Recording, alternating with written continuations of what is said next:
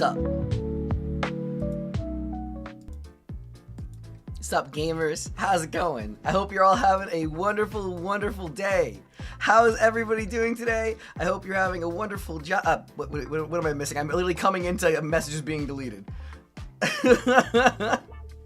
Anyway, hope you guys are having a wonderful start to your week. Hope you guys are doing great. Hope work is treating you well. Love to see you all. And hello, hello, hello. Today's gonna be a little different than normal. I'm gonna be high speed and like higher speed than normal. I'm gonna be going into the videos pretty quickly. We have a lot to watch.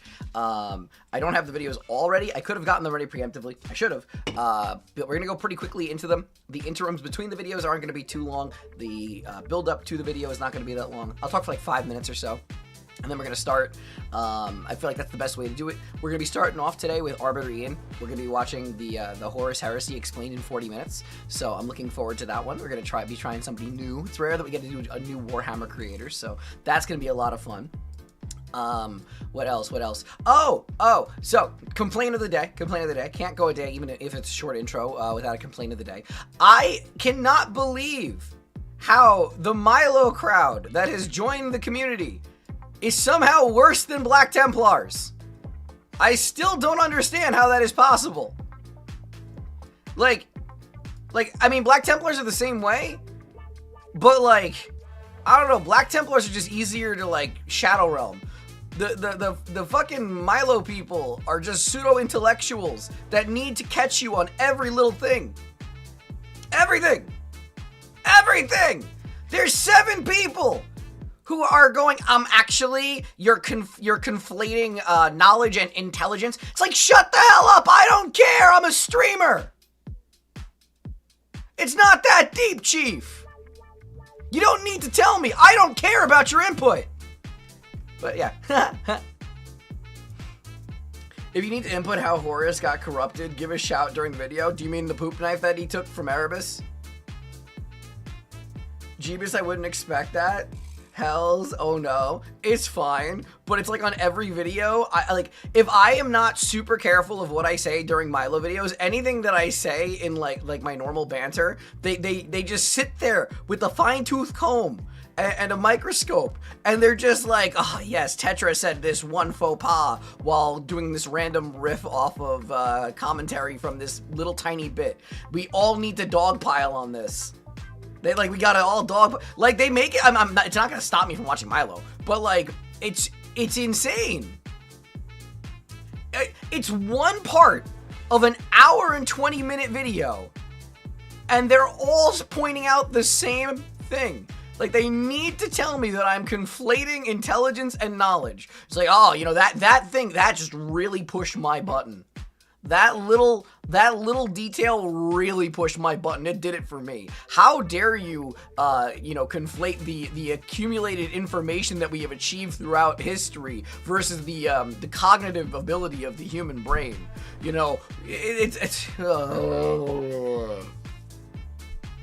I swear to God, the same, here's my mean take of the day. If you are so wise that you know all this stuff to feel the need to impart that knowledge onto the random VTuber on the internet watching stuff, why don't you go and teach people? I don't believe these people are teachers. I believe that they are armchair teachers, or keyboard specialists. It's just gamer. I am a cat girl on the internet. Do you really think I care? I left medicine to be a cat girl on the internet. Do you think that I care about conflating intelligence and knowledge? No, I don't. The Templar fan base didn't get the memo. Hi, hello Alex, how are you?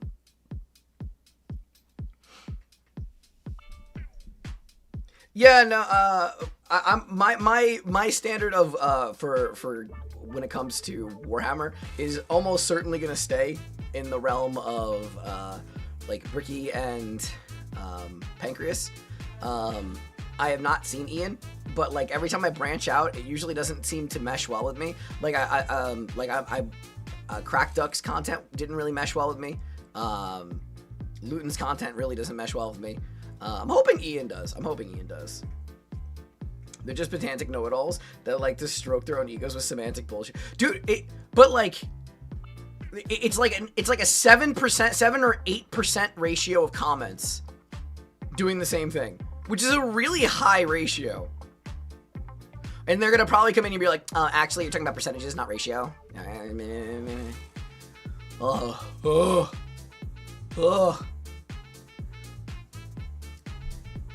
It's only gonna get worse for people in medicine.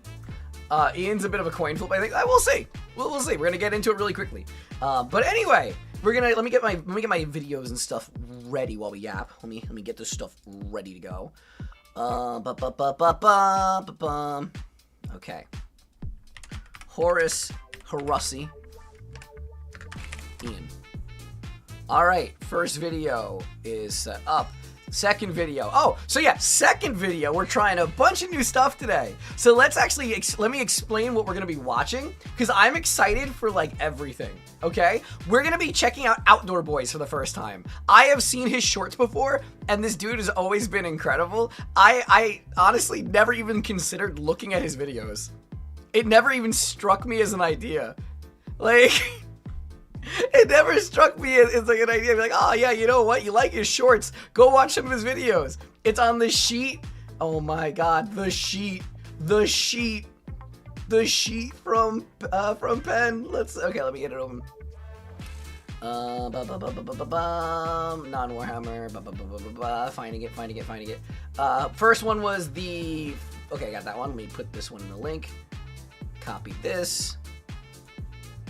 Ian, don't start on me. That's 2. Get the third one. I'm going to factor out how much time this is going to take, because the amount of videos I have queued today is kind of nuts. So I don't know if it's going to be possible to get through all of it, but we are really going to try.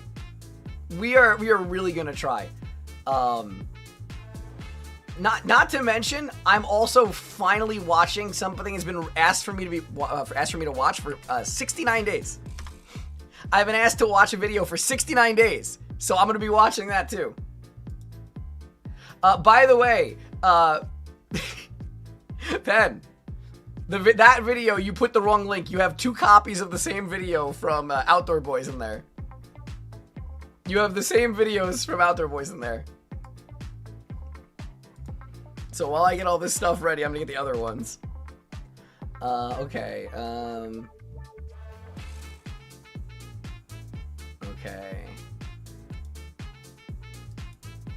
Get this one.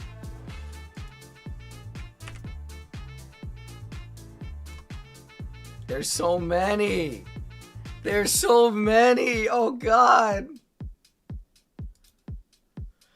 I'm scared.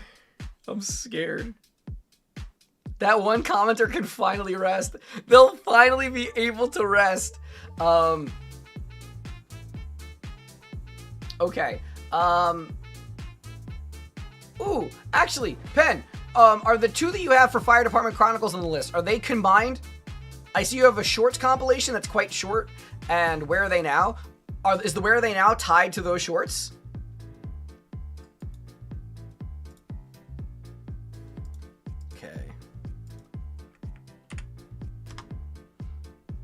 How many videos do you have planned for Yes. Send me video links. Okay, well no, Pen has made me an entire Google spreadsheet of what I have in queue. I currently have 94, well, probably like 80, because there's space in between, like 80 videos that are non-Warhammer related in queue, and I have like 80 Warhammer videos in queue. Yes, if I remember correctly. It will be a very interesting stream if that's not the case. Okay. So, I have 1. Ready? Here, let's go through this. 1, 2, 3, 4, 5, 6, 7, 8, 9. We'll see. We'll see if I get through all these. If I do, then I will be releasing 2 videos a day. If I can get through everything, I'll release 2 videos a day. So, we're gonna get right into this. The first video for today. Let me move myself over. Let me get myself ready. We're not doing an hour of yapping. We're doing 16 minutes of yapping. 16 whole minutes of yapping. That's all we've gotten in. Make sure I The get this Horus. No, Mr. Ian. No, Arbiter Ian. You shush. Here we go, lads. Here we go. Okay. Let's get this show on the road. Let me get the video up on here. Look at this man. All right, okay. First video for the day. We are watching the Horus Heresy timeline in 40 minutes. I love things that are compressed. I know a fair bit about the Horus Heresy now, to be fair. I've been obsessively drowning myself in Warhammer content for what, like 3-4 months. But I have not watched Arbiter Ian.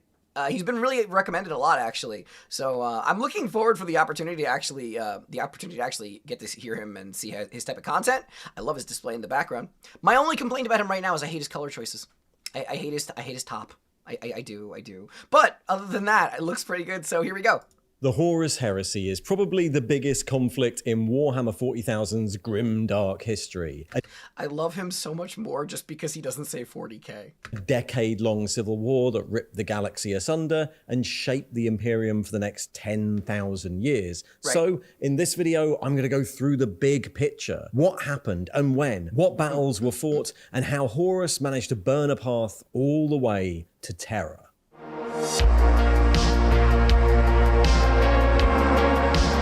I like his voice. So the Horus Heresy is huge. It's the formative foundation myth of Warhammer 40,000's lore.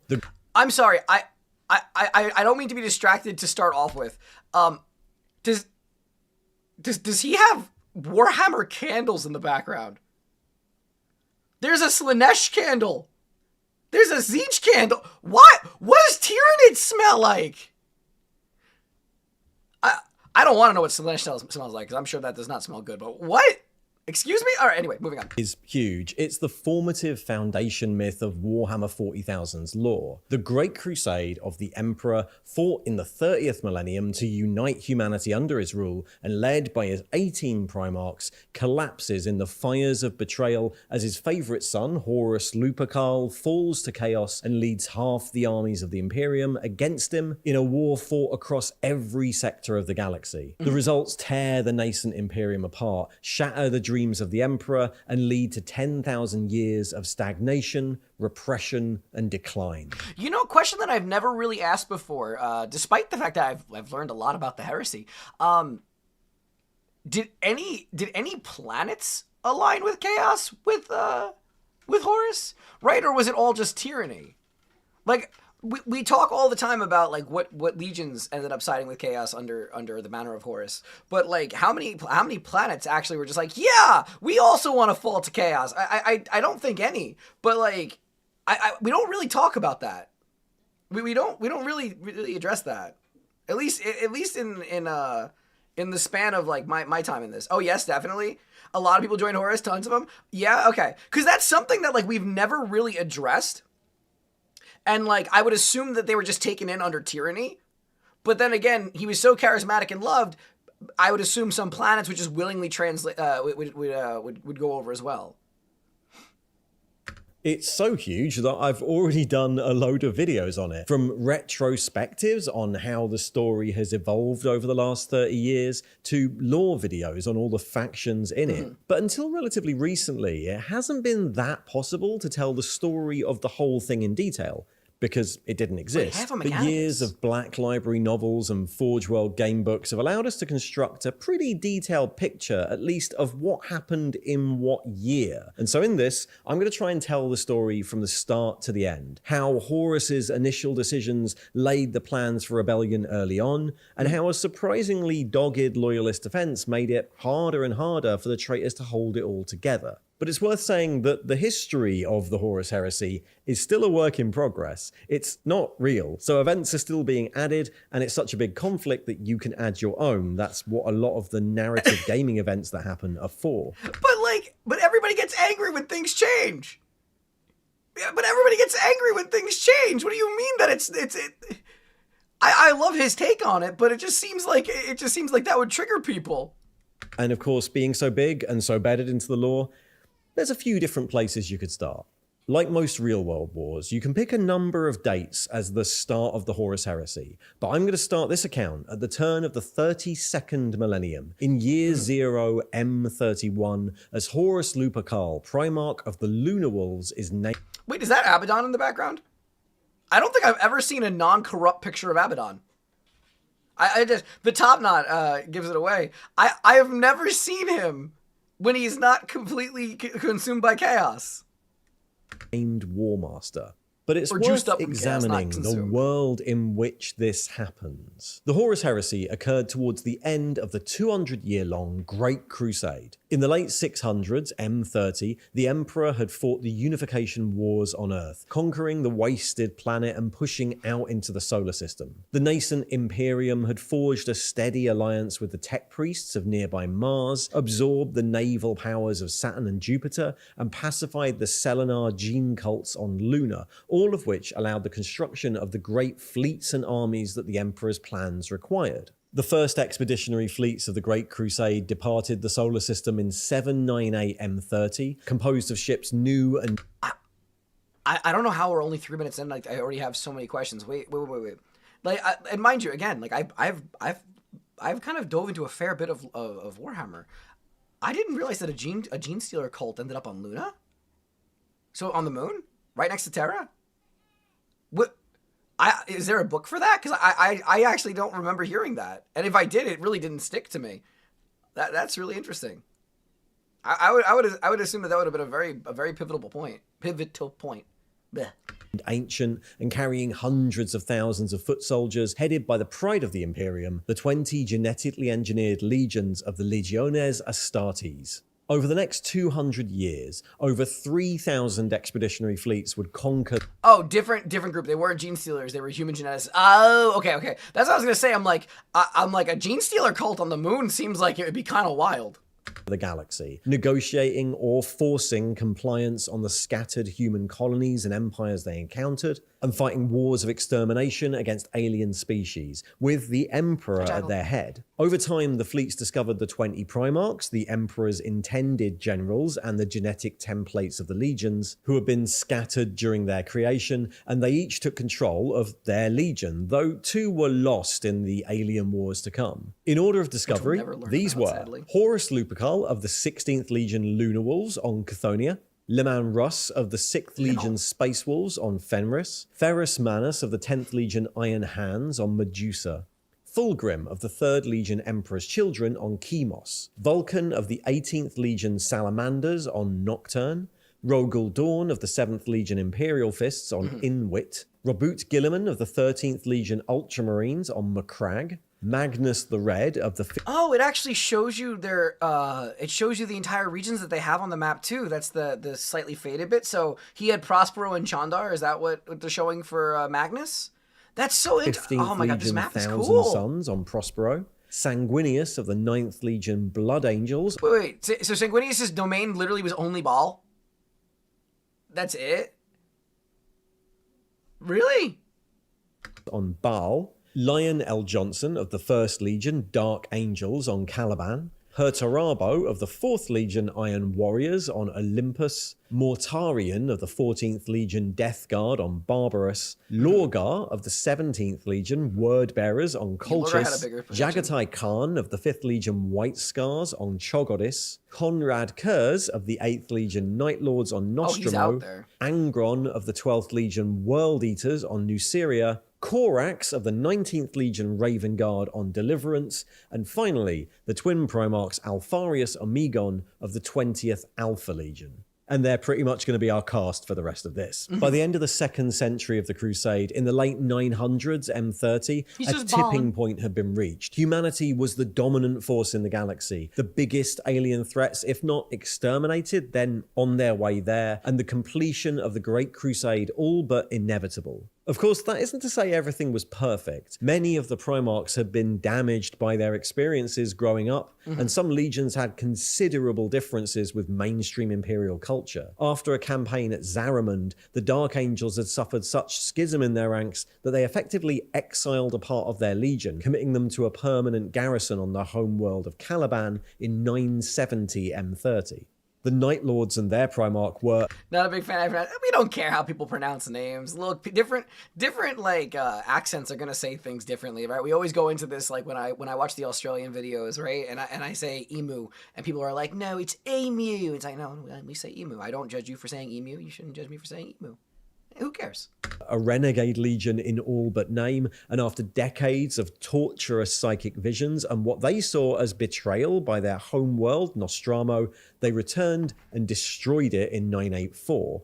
Many of the Primarchs, especially the later discovered ones, harboured discontent at the methods of an emperor who, racing against time to complete his plans, had thrown them into the Crusade at the head of an unfamiliar army with barely any time for them to acclimatise to this new Imperium. The most egregious example of this was Lorgar, Primarch of the Word-Bearers, who defied the imperial truth, the Emperor's decree that the Imperium would be secular. All religion and worship was banned in the Imperium, part of the Emperor's plan to defeat the dark forces of chaos that preyed upon humanity. But Lorgar was a man of faith, and had spent a good portion of the Crusade indoctrinating the worlds he conquered into the belief that the Emperor was a god. When the truth was finally revealed, the Emperor punished and humiliated Lorgar, and while on the surface the Primarch repented, in secret he just turned to the worship of the dark powers of the warp instead. By the end of the 30th millennium, like I said, I like Lorgar. Again, I know it's heretical in its own way, but like, it's such a piss baby move. It's such a piss baby move. Be like, oh, I've been disciplined. Oh, I'm gonna just undermine you completely, and we're gonna worship the other gods with blackjack and hookers. Far away at the edge of the Crusade, Lorgar and his word-bearers had fallen completely to the worship of chaos and had started to put plans in motion for the overthrow of the Imperium. Horus Lupercal was the greatest of the Primarchs. Leader of the 16th Legion, the Lunar Wolves, he'd been with the Emperor since almost the start of the Crusade. A peerless leader and diplomat, one of the few amongst his brothers who could command all their respect. But the opening years of the 31st millennium would see his slow fall from grace. The Orc Empire of Ulanor was the final great alien. No. He's not the most fun to hate. Most fun to hate is Vulcan, because it makes everybody get riled up. Lorgar is just, he's designed to hate. I don't think that there are people who I think some people actually unironically like him too. I think that he's important and he serves a very important purpose rather, but like, it's just, he's just a little goofy goober. He's just a little goofy goober. Threat to the Imperium. And in the opening year of M31, the Imperium laid it waste. 100,000 Astartes, including elements from the White Scars, the Ultramarines, and the Lunar Wolves, led by Horus and the Emperor himself, and supported by millions more human troops, defeated the Orc warlord Urlak Urg and fractured his empire. In celebration, the Emperor declared a great triumph to be held, to recognize the glory of the Crusade, and it was attended by every martial force of the Imperium, including representatives from every legion and 9 of the Primarchs. And at this triumph, the Emperor declared his retirement from the Crusade. Time was still against him, and he had other tasks to achieve if humanity would be safe, and so, with the Crusade now unstoppable, he named Horus the War Master of the Imperium, in charge of prosecuting the Crusade to the very end. The Emperor himself would return to Terra to complete work on his secret Webway project, an attempt to release humanity from its dependence on dangerous interstellar warp travel. There was little disagreement. Some of the Primarchs might have considered themselves the better claimant to such a role. Is that Ferrus Manus? Did Ferrus Manus think that he should be the War Master? Really? Really? But Horus was loved by all, and his brothers pretty much fell in line as the Crusade continued. Over the next couple of years, Horus commanded the trajectory of the Crusade with ease. The White Scars hunted the remnants of the Orc Empire into the isolated Chondak system, and the rest of the legions ventured off again into the darkness. The Emperor stayed true to his word, only emerging again in 01. All right, sorry to pause again. I'm not trying to pause a ton, but like, I need to address this. I have always felt this way, but I have never addressed how awful this picture is. This picture bothers me, and I don't know why. I do know the eyes on the Emperor in this picture are so strange. They're so strange, and it's like if you cover the eyes with your hand, normal face, But those eyes are not human eyes. It's really uncomfortable. On M31 for the Council of Nicaea to resolve the question of the use of psychic powers by the legions. The Primarchs Magnus the Red, Sanguinius, and Jagatai Khan advocated for these new librarius departments, but the Emperor sided with the detractors, Liman Rus and Mortarion, and officially banned the use of psychic powers by the legions before returning to Terra to continue his work. This caused no small measure of upset, but the departure of the Emperor coincided with a few other developments that strained the legions. The Emperor's children enacted the cleansing of the Xenos planet of Leran, defeating the alien Leia within a month, but the influence of the Leia caused the Legion's apothecaries to start experimenting with the Legion's gene seed in imitation, and the sword their Primarch Fulgrim took from the wreckage of the civilization was an ancient demon blade that began his long corruption. And on the planet of Nerth, the Alpha... I think it was with Pancreas I was having this conversation. That blade is ridiculous. The fact that Fulgrim couldn't tell the difference between his own inner thoughts and a blade whispering obscenities to him is still really insane to me. Ferrus Manus was highly qualified for the role. He had iron hands, and was named the Iron Hand and the Fist of Iron, and had a sweet hammer. You know what? That sounds pretty handy. Sounds pretty irony. The irony of that being so handy. For Legion were brought into contact with a group of ancient Xenos species known as the Cabal, who warned them of the upcoming war and how, in their opinion, the triumph of Horus would actually save the galaxy by destroying humanity once and for all. But both of these paled to the fall of Horus himself. As War Master, Horus was already under pressure, but he also felt for the first time abandoned and not a little resentful of his father, and of this changing Imperium. For centuries, the Imperium was the Primarchs and the Crusade, but with the new Council of Terror taking control of compliance systems, with remembrancers moving through the fleets to document their actions, and with the Emperor gone to apparently more important matters, what the Astartes and the Primarchs would do once it was all over started to weigh on all their minds. Horus wanted a legacy. Initially, he tried magnanimity. When his crusade fleet encountered the civilized... Wait. I know that's the act of being magnanimous, but I've never heard that. Hang on. Initially, he tried magnanimity. When his crusade fleet encountered the sea. Initially, he tried magnanimity. Magnanimity. His crusade fleet encountered the civilized Interrex in 002. Horus chose to overlook their alliance with alien species in the name of collaboration, despite his commander's calls for war. But when an ancient demon weapon, preserved by the Interrex as a warning from history, was stolen during the negotiations and war inevitably occurred, his plans for a new way of running the crusade were shattered. With some Primarchs still chafing at the new commander and seeking to visibly reinforce his authority, he finally gave in to a request by the Emperor in 03 and renamed his legion the Sons of Horus. But the turning point was still to come. Unknown to Horus, it was the chaplain Erebus of the Word Bearers who had stolen that demon weapon. It's everybody's favorite boy! Look at him! He's just a quirky little guy with the poop dagger. From the Interrex. In 04, he gave the Anathame weapon to Eugen Tember, human commander of the world of Davin, whose disappointment at being left behind by the Crusade was exploited by the weapon, which overcame and possessed him. Erebus then called Horus to Davin on a matter of urgency and manipulated him into leading the assault on Tember's position himself. While Horus killed the mutant... Do they ever address how, I'm sure they do in the books, how did Erebus matter enough, right? He's a chaplain of the Word Bearers. How does a chaplain of the Word Bearers have enough sway to get the War Master of the Primarchs to be able to go to a planet personally? Doesn't that sound like a little bit nonsensical? I would assume that Horus wouldn't really care of the words of a different legion's chaplain, especially to be personally bothered. It is addressed, okay.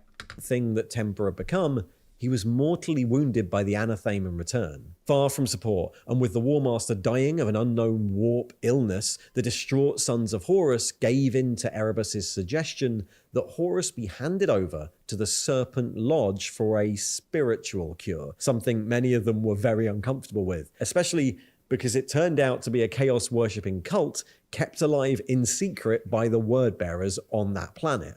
Inside the Serpent Lodge of Davin, Erebus's devotion to chaos was revealed, and the Chaos Powers showed Horus a dark future, where the Emperor was worshipped as a god, and Horus was forgotten, claiming this was the Emperor's plan all along. The Primarch Magnus the Red, far away on Prospero, illegally used his psychic powers to try and wake Horus to keep him from falling, but he was rejected, and for whatever reason, whether his growing discontent or his manipulation by the powers of chaos, Horus fell.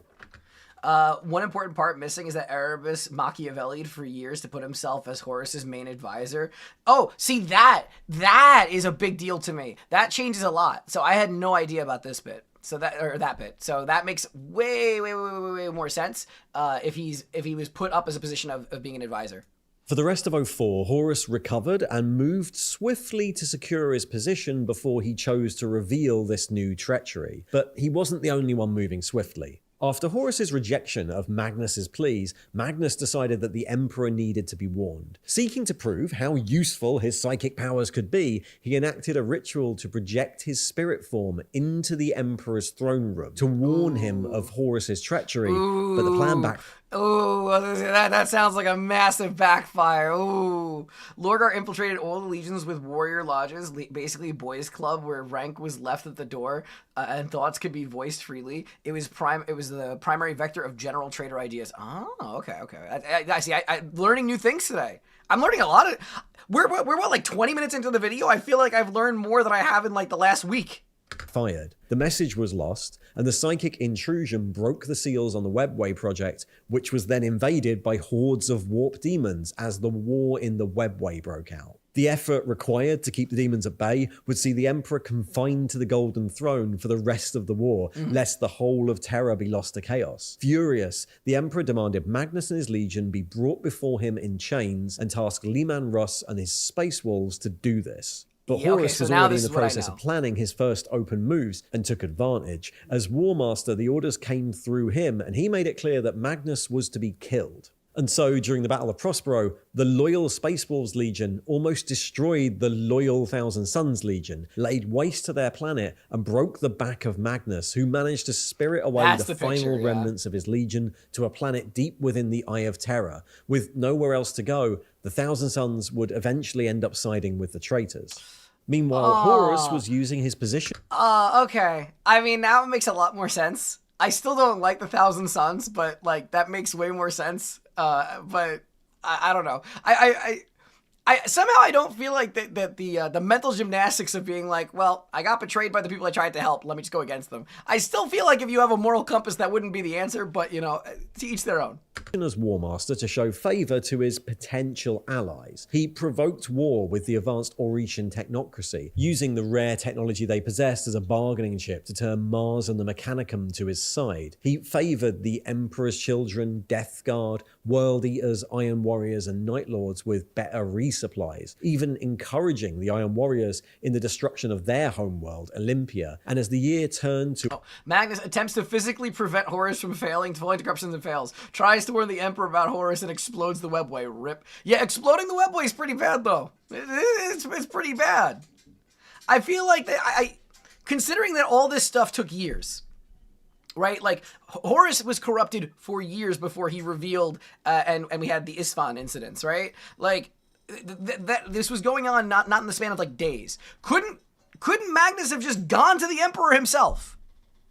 Instead of trying to take a shortcut through the Webway with the astral projection, couldn't he have just gone in person and then, like, avoided all of this?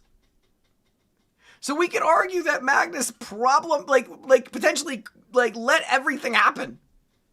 Like he potentially let everything happen. 2005, he dispatched those he thought would remain loyal on campaigns to the furthest edges of the galaxy. The Blood Angels were sent to Cygnus Prime, officially to confront the Xenos Nephilim, but they became embroiled in a war against a horde of demons and lost from communication with the rest of the Imperium. The powerful Dark Angels Legion was sent to the far-off eastern fringes on crusades of conquest, and the Ultramarines, the largest of the legions, were ordered to muster in their own domains, also on the eastern fringe, ahead of a huge apparent war of conquest to come.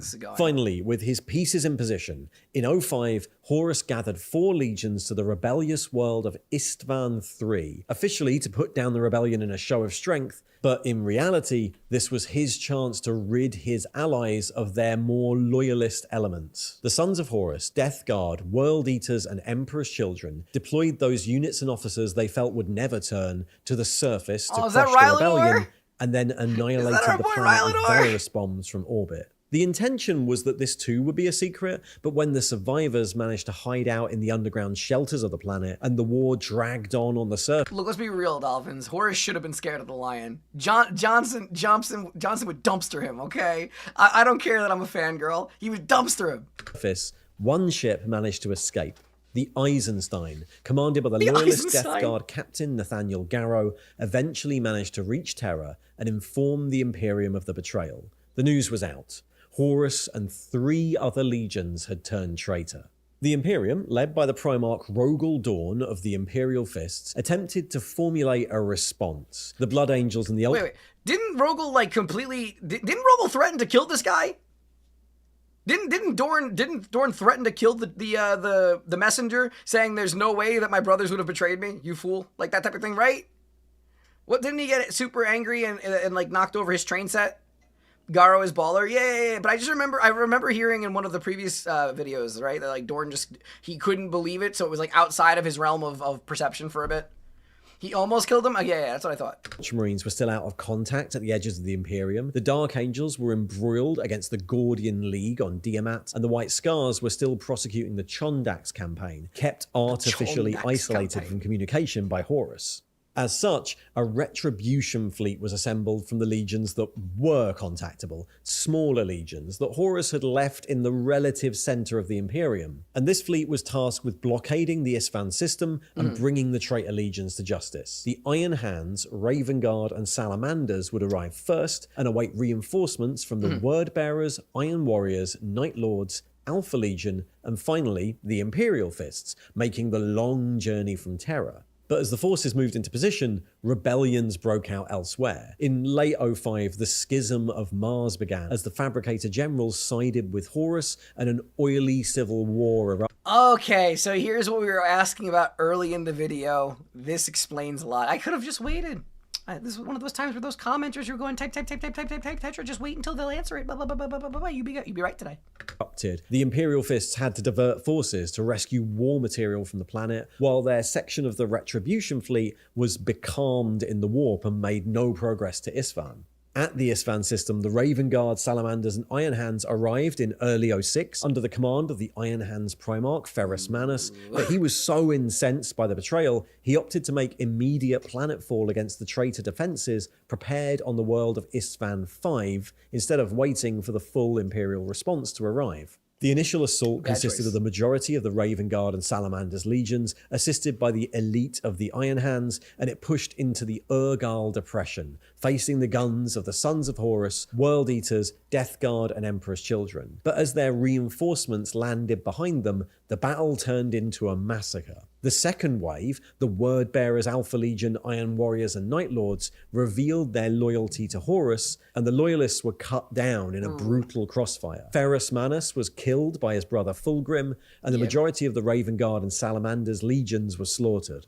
The Primarch of the Salamanders, Vulcan, was... Actual Ferrus lore. That's like the only bit of lore I've ever heard about Ferrus Manus, other than like the theory that his hands are from like necroderm from the Necrons, and the fact that he dies to Fulgrim, right? Like that, or that he made Fulgrim's original sword, right? And that the hammer was made by Fulgrim, right? And they swapped weapons. Yeah. But I mean, like that's it. It's all like Fulgrim lore. It's all Fulgrim lore. Was taken prisoner by Conrad Kurz of the Night Lords, and the Primarch of the Raven Raven Guard, Korax, fought a weeks-long guerrilla war in the rubble before being rescued by his own fleet. I hate his With hair. this move, the battle lines had been drawn. 9 legions had sided with Horus, and they'd succeeded in killing one primarch, capturing another, and almost destroying 2 entire loyalist legions. But the loyalists fought back wherever they could. The remnants of the Salamanders and the Raven Guard, along with the leaderless companies of the Iron Warriors, would continue to harass the traitor forces for the rest of the war as the guerrilla companies known as the Shattered Legions,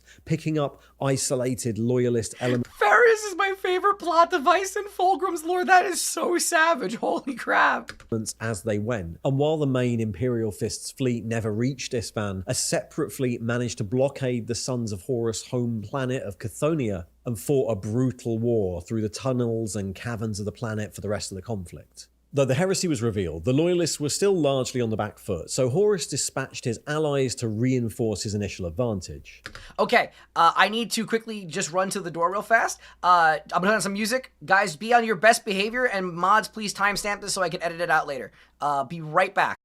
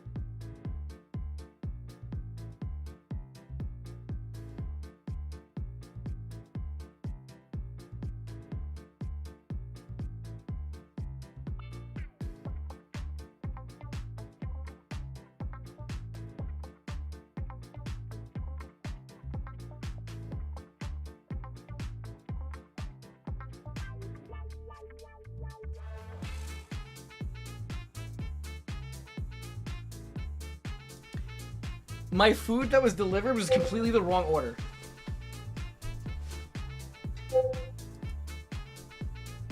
Hang on.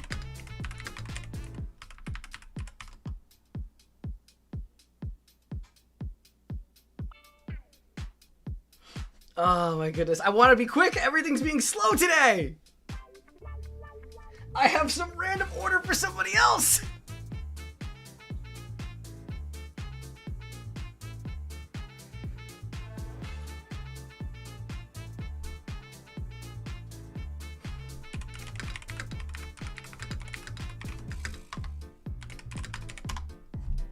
Alfarius, this is a very Alfarius thing to do. Can you call them? I'm trying. Ah, this is so annoying. This is so stupid. I have to order it again. I have to, let me just make sure that it didn't charge, that I got my money back. Yeah, okay, I can order it again. It's so silly. All right, well, I guess I have extra stuff. I guess it's the most random thing ever. I got some like rotisserie chicken thing. I'm like, I ordered a pizza. It's like, this isn't a pizza, this is a rotisserie chicken.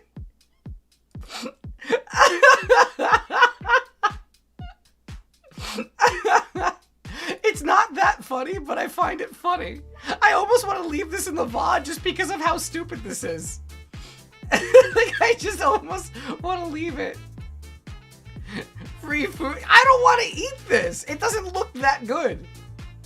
It doesn't look anywhere near as good as it should.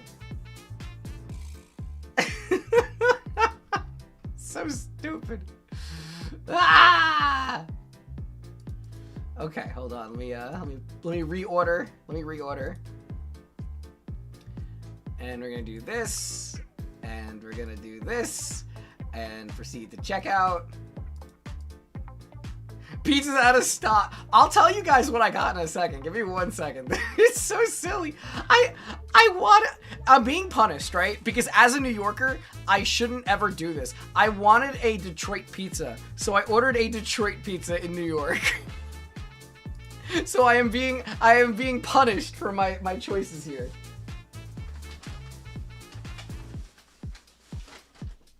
What is this? This looks awful. I hate this. I don't know what these things are. I do not know what this is.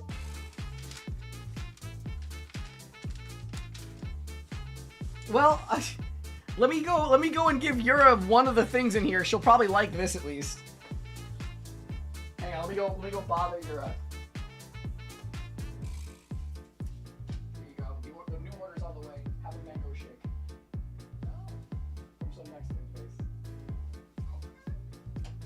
Alright, she's content. She's content.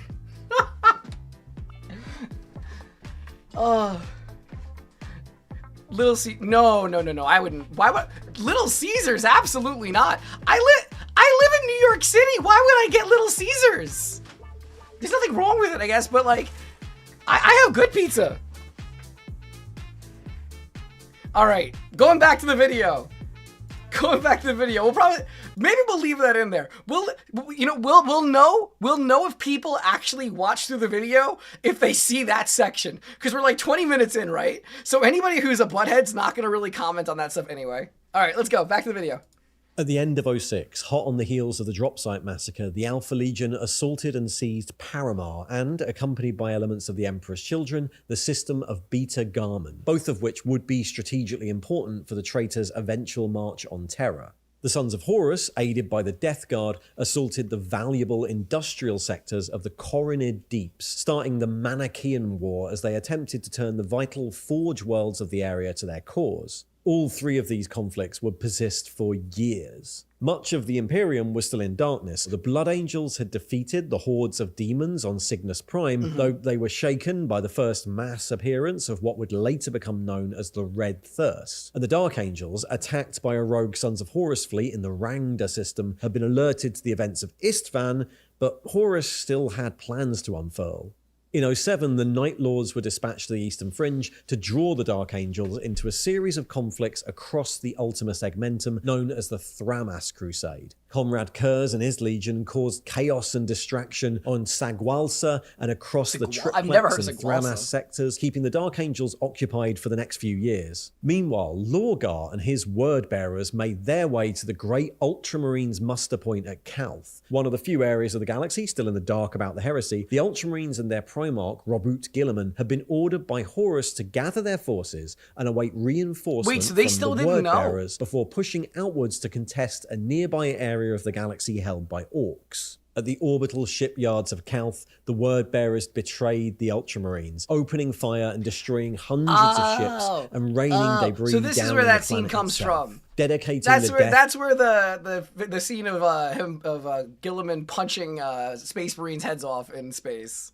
To the gods of the warp, the word-bearers enacted a dark ritual that saw Calth's sun poisoned and raised the Ruin Storm, a great warp storm that would keep the Eastern Fringe isolated from the rest of the Imperium. with the Dark Angels, Ultramarines, and Blood Angels trapped on the far side. At the same time, traitor Titan legions mustering with the World Eaters on Ithaca as part of the same push turned on the loyalist Legio Praesidius. The conflicts at Calth and Ithaca became the beginnings of the Crusade of Iron, as the remnants of Praesidius sought revenge for the betrayal at Ithaca, and the Shadow Crusade, as Word-bearers and World Eaters, under the command of their primarchs Lorgar and Angron, rampaged across Ultramar, all in revenge for the Word-bearers' humiliation at the hands of the Ultramarines all those years ago. But they weren't the only legion looking for revenge. The Iron Warriors, leaving Istvan, took the opportunity to attack their old rivals, the Imperial Fists, first assaulting the becalmed even knowing all this part, like knowing all this stuff with Perturabo, I still can never get over just how petulant he is. Retribution fleet during the Battle of the Fall system, and then assaulting the Imperial Fists garrison on Hydra Caudatus. Linking up with the Emperor's children and their primarch, Fulgrim, they then journeyed deep into the Eye of Terror on a quest to find the weapon known as the Angel Exterminatus. But Fulgrim betrayed Perturabo on the Chrome world of Idris, attempting to sacrifice him to fuel his own ascension to demonhood. Right, I remember escaped, but Fulgrim was still transformed into a demon prince of Slanesh. By this point, the heresy was fully revealed, and with it, war broke out across the galaxy as Astartes, human, and Mechanicum forces all declared either for the Loyalists or the traitors. But there was one legion that still hadn't declared. Still on campaign, hunting the Orcs of Chondax, the White Scars have been kept in the dark by the Alpha Legion, who've been blocking all communication. Right, so we know in this and out part. of the system. This is when he makes the Alpha decision Legion of were waiting, not right? as united as they appeared, and during the Tenebrae mission, the Primarch Omegon dispatched a force of legionnaires to destroy the Legion's own blocking station, allowing news of the heresy to filter through. Confused, the White Scars and their Primarch Jagatai Khan broke through the Alpha Legion blockade and made all speed to Prospero, attempting to verify the rumours they'd been fed that the Space Wolves had turned traitor and destroyed the Thousand Suns. In the second Battle of Prospero, they fought past Death Guard forces led by Mortarion and discovered one of the broken shards of Magnus the Red in the ruins, and learning the truth, the White Scars declared for the Emperor. They'd fight a fast-paced guerrilla war across the Imperium for the next few years as they I'm sorry, but that ship is so inappropriate looking. attempted to make the journey back to Terra. As well as the White Scars, the Alpha Legion also waylaid and ambushed the Space Wolves in the Alaxes Nebula, who were coming to realise that they had also been tricked. Also, planning to return to Terra, they were only able to begin their journey when the Dark Angels Starfort Chimera, loyal to the Lutherian exiles on Caliban, but totally unaware of the heresy, broke the Alpha Legion blockade of the Nebula. Finally, through the whole of 07, the Loyalists attempted to fight back. Corax of the Raven Guard travelled to Terra and was gifted rare genetic technology by an embattled Emperor, which he then attempted to use to hothouse New Astartes on his Legion base of Deliverance. However, the project had yet again been infiltrated by the Alpha Legion, who seemed really well prepared for this. And the resulting Astartes, created by the Sabotage Project, were horrifically mutated, while the Alpha Legion made off with the genetic samples. Putting aside the project, as 7 turned to 8, the Raven Guard launched into a new wave of guerrilla assaults on Scarato, Constantin, and Carandiru, as other shattered Legion forces were starting to seriously hamper the traitor advance. The war in the Coronid Deeps concluded with the taking of the Forge world of Mezoa, and then the fall of Manichaea itself, freeing the War Master's forces up to push onwards, but a shattered Legion force led by the Iron Hand Shadrach Meduson held out on the planet of Dwell, and used their position to lure the War Master into an assassination attempt. Later in the year, a second attempt will be made on the War Master's life by an execution force of Imperial assassins on the world of Dagonet, leading to brutal reprisals by the Sons of Horus across the Imperium. The Iron Hands clan Morrigal, led by Ortek Mor, annihilated the World Eaters' recruiting world of Bolt, and far away on Perditus, the Dark Angels came to the aid of an Iron Hands force fighting Kalas Typhon and his Death Guard, and came away with the mysterious Tukulka device, which allowed them to navigate with some success through the warp storm. Wait. Isn't that the engine that is completely overpowered? Doesn't it bypass the laws of physics in this world? I forgot what it's called, the Chulk engine, right? But I don't remember it specifically. I just remember something about it being completely absurd. But I could be misremembering. That's very possible. I could very well be misremembering. And hello, my cats are all climbing up on the table. Of the Eastern Fringe. Also beyond the Ruinstorm, the Shadow Crusade came to its conclusion on the world of New Syria, the homeworld of Angron. Yeah, the As one the Vasher stole, Word-Bearers right. and World Eaters destroyed the planet's population, they came under attack by an Ultramarines reprisal fleet led by Guilliman, and in the resulting slaughter, Lorgar attempted to save his brother Angron by turning him into a demon prince of Khorne. The end of the Shadow Crusade was then followed by the end of the Crusade of Iron at the Battle of Druth II, where both the Loyalist and traitor Titan commanders were killed. Elsewhere, the fires of war continued to burn. On Calth, a brutal underground war emerged between the Ultramarine and Word-Bearer forces stranded during the betrayal, unable to set foot outside because of the poisoned sun. Loyalist and traitor Titans fought over the Mydran system. Mechanicum's civil war erupted through the Forge worlds of Anvilus, and the traitor fleet besieged important loyal... See, I feel like a lot of these details are really overlooked when you get like the general information of the Horus Heresy, right? Like this is still a very abridged version, right? This is still a very, very abridged version. Yet a lot of the stuff that I have not heard sounds incredibly interesting. Like almost more interesting than some of the stuff that I've heard constantly regurgitated. Worlds, the Blood Angels' homeworld of Baal, that had become something of a bastion of defiance for those loyalists who escaped Istvan, and the Imperial Fist's homeworld of Inwit were both blockaded by traitor fleets in 08 and 09.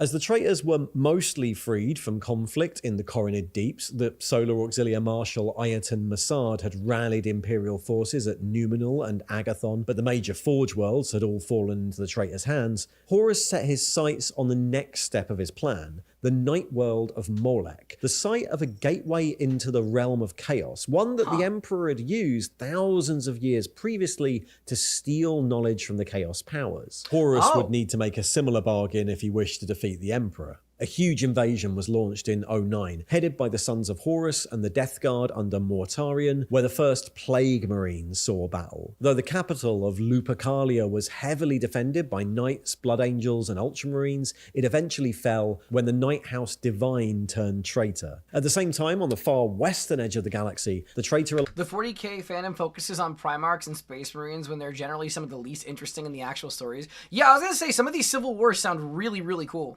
Forge world of Zana suffered numerous raids, first by emerging Black Shield forces, Marine forces that fought on neither side for the heresy, and then by a Dark Angels force who recovered Ordinatus engines intended for the Sons of Horus. The chaos on that world would lead to the release of the tech heretic Anacharis Scoria and the eventual transformation of the planet into the first of the Hell Forges. The Dark Angels were also active beyond the Ruinstorm. Aided by the Tukulka device, they finally managed to scatter the Night Lord's fleet at Sheol 9, their primarch, Kurz, eventually escaping to the depths of the Dark Angels' flagship, the Invincible my God, Reason. This part, yeah. With the Night Lords...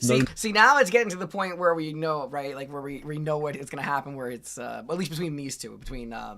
Lionel Johnston and Conrad Kurz. Longer a threat, the fleet headed through the warp storms towards Ultramar, where the warp beacon of the Pharos had been lit on Sotha by scattered Imperial Fists and Loyalist Iron Warriors working alongside the Ultramarines. Over the course of the next year, more and more scattered Loyalist elements would arrive in the Ultramarines' domain, following the signal beacon of the Pharos, including the Blood Angels fleet, still attempting to return from Cygnus. This would lead to one of the more controversial events of the period. Unaware of if the Imperium even still existed beyond the Ruinstorm, and fearing that the Emperor had already been defeated, Guilliman declared Imperium Secundus, a new Imperium, with Sanguinius... Wait, so I didn't realize this too. I thought that he created the Imperium Secundus as kind of a proxy state because he just didn't...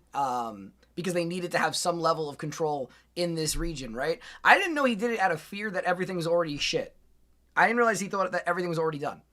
Or potentially thought everything was done. Of the Blood Angels as its Emperor, and Lion L. Johnson of the Dark Angels as its Lord Protector, neither of whom were particularly comfortable with the idea, even if they understood its reason for existing. After a brief incident in which Conrad Kurz escaped the Dark Angels' flagship and caused terror across the capital of Macragge, eventually resulting in the partial... He's such a gremlin. I love Conrad Kurz, but he's such a damn gremlin.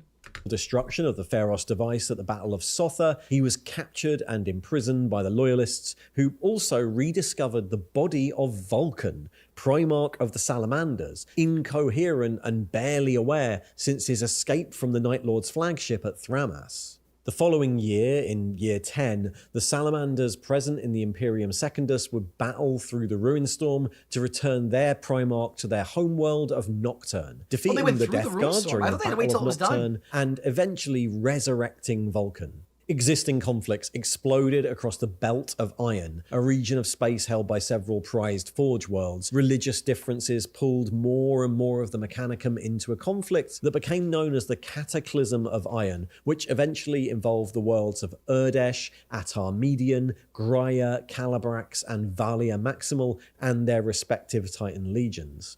Another major theatre opened on the planet of Talarn, as the Iron Warriors, finally escaping... Sorry, I just thought that I'm reading their books. They're pretty good if you are a Night Lord fan. The problem is I have too many books to read right now. I have the audio books for Caiaphas Cain and Gaunt's Ghosts. I have the Son of the Forest I need to read. I have the new Alpha Legion book coming. And I also have all of the Arcs of Omen that need to be read. From the Eye of Terror, laid waste to the planet in the hope of capturing the Black Oculus, an ancient artifact buried beneath its surface. Virus bombs turned the once verdant world into an endless desert. The Loyalist forces forced to fight from within sealed vehicles in what would become the biggest tank engagement of the Horus Heresy. Elsewhere, the Loyalists went on the offensive. Rogel Dawn of the Imperial Fists organising a massive counter-offensive on the war-racked world of Beta Garment, the largest concentration of Loyalist forces in the galaxy at that time, led by the Imperial Fists and the Salamanders, pushed out the Emperor's Children garrison at the First Battle of Nearcon and left the system in Imperial hands, though a traitor counterattack would start before the end of the year as Horus finally started his push towards Terra. And as the traitors realigned towards their goal, the Solar War began, as Alpha Legion forces started to test the defences of the solar system itself. The first major conflict of which was the Battle of Pluto, as over 200 Alpha Legion ships assaulted the Imperial monitoring stations there. The battle was ended when Rogel Dawn killed the Primarch Alfarius, scattering the Alpha Legion fleet, but raids and attacks would continue for the next few years. But as the traitors started to gather for the push to Terra, so did the disparate Loyalists. In 11, the White Scars, still searching for a route back to Terra while conducting a hit-and-run campaign for the last 4 years, made two major advances. First against the Emperor's Children at the Battle of the Callium Gate, and then against the Death Guard during the Battle of Catalyst, where they activated an ancient dark glass array and managed to traverse the Webway and return to Terra. While at a similar time, Vulcan of the Salamanders used an alternate webway path to get from the Battle of Nocturne to the heart of the Imperial Palace. But the biggest concentration of Loyalist forces were still stranded out on the eastern fringe, after numerous visions convinced them that the Emperor and the Imperium did still survive.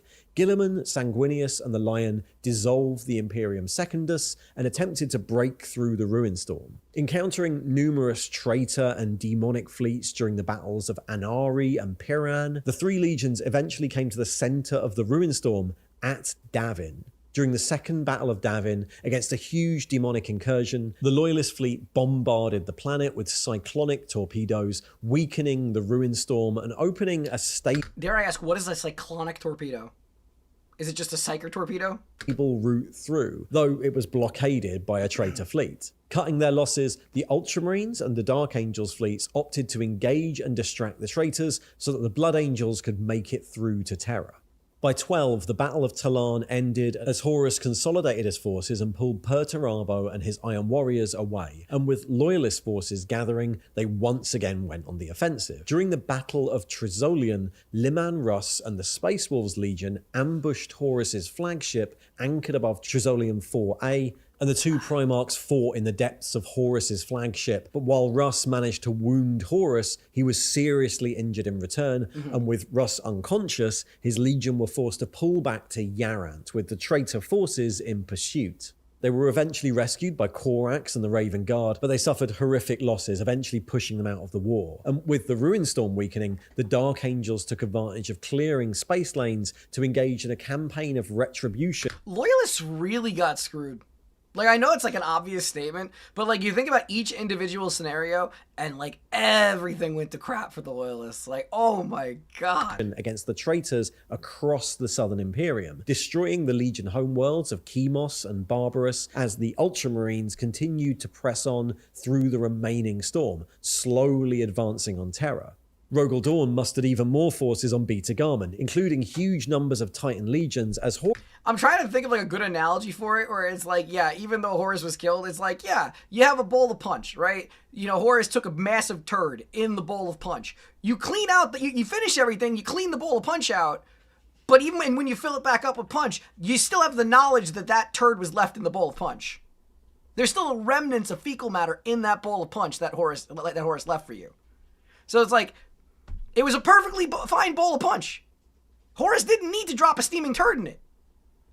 Yet he still chose to. For chaos. Horus, despite his wounds, committed to a major assault on the system with his own Titan legions. Eventually, Beta Garmin became one of the biggest and most destructive theatres of the campaign. This part of the war dubbed the Titan Death for the numbers of losses suffered by the legios of both sides. The war on Beta Garmin continued into 13, both sides pouring forces into the fray, including fleets from the Blood Angels and the White Scars arriving to attempt to hold the traitors until the Ultramarine fleet could force a path through. But while the traitors continued to fight, their high command was falling apart. Horus, succumbing to his wounds, fell into a coma. Disgusted by this and rethinking his decision to corrupt Horus all those years ago, Lorgar of the Wordbearers attempted to usurp control of the traitor forces, summoning Angron to his side and journeying into the warp to bring Fulgrim back to real space. But Horus eventually rallied, casting Lorgar down, exiling him, and taking control of the remaining Wordbearers through Wordbearers officers still loyal directly to him. With traitor forces back under the control of the War Master and the Ultramarines still struggling through the storms, delayed by engagements with the Alpha Legion, the Loyalists finally cut their losses and quit the ruined Beta Garmin system, pulling back to Terra and the Solar System for the final phase of the war as the traitor forces mustered for their last push at Ullanor, where this story started 13 years before. They were joined by Magnus the Red and his 1,000 sons, now dedicated to the chaos-powered Tzeentch, his sons having collected the shards of their ruined father and reassembled him in the warp. Across the galaxy, conflict started to ramp down as theatres were bled dry of troops or their combatants attempted to reach Terra. The underground war on Calth finally came to a close as the Ultramarines, reinforced from within Ultramar, purged the remaining Wordbearers from the caverns, and the Loyalists finally took the lead in the Titan War in the Belt of Iron as the Cataclysm of Iron came to an end after the Siege of Graia. Finally, as the Death Guard fleet moved from the purging of Einix, they were becalmed in the warp, and through the manipulation of their first captain, Kalas Typhon, Mortarion pledged his legion to Nurgle. Literally, I don't care how many times I hear about this guy. Legitimately, one of the most hateable beings in this entire damn story arc. I hate Typhus so much. Everything was now focused on Terra, as in 14, the traitor fleet burned through the meager Loyalist defences that still remained in the solar system and opened 2 warp gates in system to allow their fleets to bypass the Mandeville points. A Sons of Horus fleet took Pluto, linchpin of the first sphere of defence, and an Iron Warriors fleet under Perturabo took Uranus in the second sphere as a Perturabo took Uranus. Swarm of Emperor's Children and renegade ships attacked the moons of Jupiter and Saturn. The Sons of Horus fleet then assailed Luna directly from the warp gates, taking over the ancient Selenar gene vaults as Shattered Legion forces managed to liberate the Magna Mater, the original genetic templates for the construction of the legions. Something the Loyalists would make use of thousands of years later. Overrunning the moon, the traitor fleet took position Step Perturabo! No! In orbit of Terra, and on the 13th of Secundus, the bombardment of Terra began. The Siege of Terra itself is such a huge conflict that it deserves its own video, but in short, The traitors, masterminded by Perturabo, systematically took apart the walls of the Emperor's palace, making gains with the taking of first the Lion's Gate and then the Eternity Wall spaceports, while Horus, Magnus, and the Word-bearers under Zardu Lyak attempted to weaken the Emperor's psychic barrier enough that their demonic allies might manifest. They were resisted by the Blood Angels, the White Scars, and the Imperial Fists, aided by the Legio Custodes, the Sisters of Silence, and the millions of remaining human troops. But the Emperor himself and the majority of his Custodes' bodyguard were engaged attempting to stop waves of demons from crashing through the webway barriers deep underneath the palace. The conflict ramped up for months as the traitors landed Dark Mechanicum siege engines, titans, and hordes of mutants and cultists, and the defenders were slowly bled dry. Angron, demon primarch of the Word-bearers, fought and was bested by Sanguinius of the Blood Angels at Eternity Gate. Magnus fought Vulcan deep within the webway. Fulgrim was beaten by Rogel Dawn on the walls of the palace and quit the battle, disappearing into the warp while his legion rampaged through the undefended citizenry outside the walls. Perturabo, incensed at his siege plans being bypassed and questioned by other traitor commanders, quit the battle and pulled his forces from the theatre, and Jagatai Khan of the White Scars banished Mortarion of the Death Guard during a daring recapture of the Lion's Gate port, but still the defenders were pushed back until all that remained. Was Jagatai the first to defeat a demon Primarch? Because I know Sanguinius kills demon Primarch Angron at the Siege of Terra, but did Jagatai kill Mortarion first? I'm just curious. Random little detail that's like completely not important. I just am curious. Was the inner palace itself. And through all this, Horus, swollen with the power of chaos, pit his mind against that of the. You know, my daughter makes that face too when she's taking a shit. Just letting you know, my baby is, that's the newborn. I made a poop face. Emperor from it. I just realized I made 2 poop jokes this stream. I think changing diapers has ruined me. His flagship in orbit. But eventually, as the noose wound tighter and both sides bled themselves dry, the signal was received that the Ultramarines and Dark Angels fleets were finally inbound. And whether by coincidence or design, Horus dropped the shields of his flagship, enticing the Emperor to finally take the field. The Emperor's regent, Malcador the Sigillite, took his position on the Golden Throne as the Emperor, Dawn, and Sanguinius teleported onto the Vengeful Spirit. Fighting through hordes of demons, the Emperor finally reached Horus's throne room, only to find Sanguinius already dead by his hand. And though he killed the War Master, he was mortally wounded in return. The heresy ended there, with the death of Horus Lupercal at the hand of the Emperor. The Loyalist forces almost annihilated, and the traitor forces turned to chaos and disarray. The Imperium, the product of the Great Crusade, was a ruin. Worlds reduced to rubble and billions dead. In the years that followed, the Ultramarines and the remnants of the other Loyalist legions would hound the traitors back into the region of warp space known as the Eye of Terror. And the Imperium itself would slowly rebuild, but with the Emperor catatonic and half the Primarchs turned to chaos or dead, it would never again reach the heights it had just 14 years before at the Triumph of Ullanor. The Emperor's great plan was over. His gamble to defeat chaos had failed, and the Imperium that emerged from the ruins would ponderously roll on, slowly crumbling under its own weight for the next 10,000 years. And it's interesting when it's recounted like that, just how that all happened. Horus might have engineered himself a perfect position at the start of the heresy. The Loyalists deliberately scattered. The original forces sent to stop him in the perfect position to be annihilated. At the start of the war, it seemed like he'd be hard to stop. But the traitors still needed to secure industrial bases and supplies from a galaxy that, initially at least, was still loyalist and maybe resisted the arrival that also plays into everything I was saying before. Like, how did people end up aligning with him? The traitors more than was expected. By the time he'd massed enough resources and obtained enough dark power to march on Terra and challenge the Emperor, his army was falling apart. Chaos was taking its toll. His commanders were more fractious than ever. Lorgar exiled after a failed coup. Conrad Kurz captured. Alfarius dead. Perturabo quitting the siege after being treated even worse than he was under the Emperor. And 4 Primarchs turned into demons and working towards their own agendas. Which meant that while Terra was still grossly outnumbered, the 2 remaining loyalist legions making their way through the Ruinstorm were a genuine threat and turned the final siege into a race against time. Anyway, there we go, the Horus Heresy. As I said, the Siege of Terror could be a whole other one of these, but we've got a bit more information to be filled in before that becomes possible. Anyway, I hope you enjoyed this mammoth story. I really did. And thanks for watching. I love that. Okay. I really hope this does okay, because I actually really like Arbiter Ian. That was a great first experience with him. That was really, really good. Like, that was really, really good. I enjoyed every bit of that. All right. Let me put on my music for a second while I get sorted. I actually, unironically, like, that's not me just saying it for the sake of, like, I don't want to offend fans, like, because I know I have a lot of fans of all of the Warhammer creators.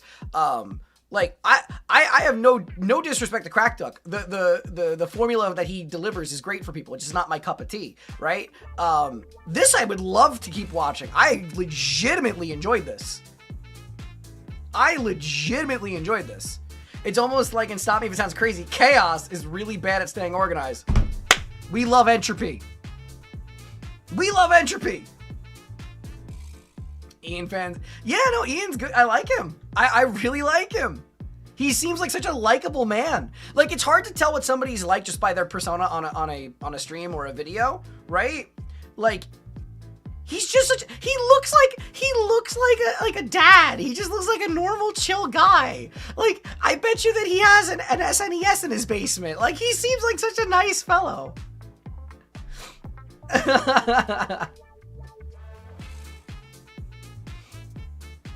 You know, I like Ian. I like Ian. He also doesn't come off as like a snob, as some others do. Like he feels really welcoming. Like, this is the professor that will give you a crash course on something because he's passionate about it, and he will welcome you to something and make you like it too. Other people that are in the same type of position try to overwhelm you with really, really obtuse facts and kind of lord that intelligence over you, which is why I think that this is so damn pleasant. Like, I really like this. You know, I like Ian a lot. I like Ian a lot. Okay. Let me switch over to the next video. We're going quick. That is one video done. The next video, I'm also excited for I'm excited for all these videos today, because the next video is Outdoor Boys. And I've never watched his videos. I've only seen his shorts, so I am hyped. All right, let's just jump right into it. We're gonna go and start watching the first Outdoor Boys video. Hold on, boop. Luke here. All right, hang on there, Chief. Hold on. All right, so this one is a special one. It's something that I have never even considered doing for React content. I've watched his shorts before, but I've never watched his long form content. I've loved every bit of it. So I'm really excited to actually give this a shot. We're going to be watching Outdoor Boys. And this one is 4 days alone in Alaska, bushcraft, camping, and foraging food. So I'm excited. I hope you guys are. But yeah, let's get started. Outdoor Boys YouTube channel, and I'm deep in the heart of the Alaskan wilderness. And for the next 4 days, I'm building my shelters, camping, catching my dinner, exploring glaciers. It's already so pretty. I'm like, this is gonna make me want to go camping. I am not a camping type of girl. I like to go sit out and like in you know, comfiness. But oh, it looks so cool. And having a great time. Come along for the ride. It's gonna be a great video. Didn't he retire though?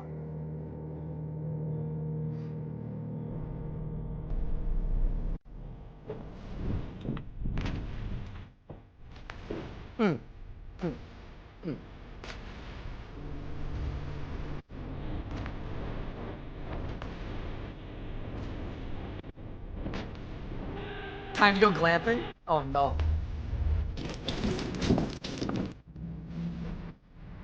Well, there goes my ride. Look, I know I sound like I'm a hypocrite when I'm like, yeah, I want to go glamping as opposed to camping, but then I'm also a diver and a climber, right? I'm a hypocrite. Let me be my hypocritical self.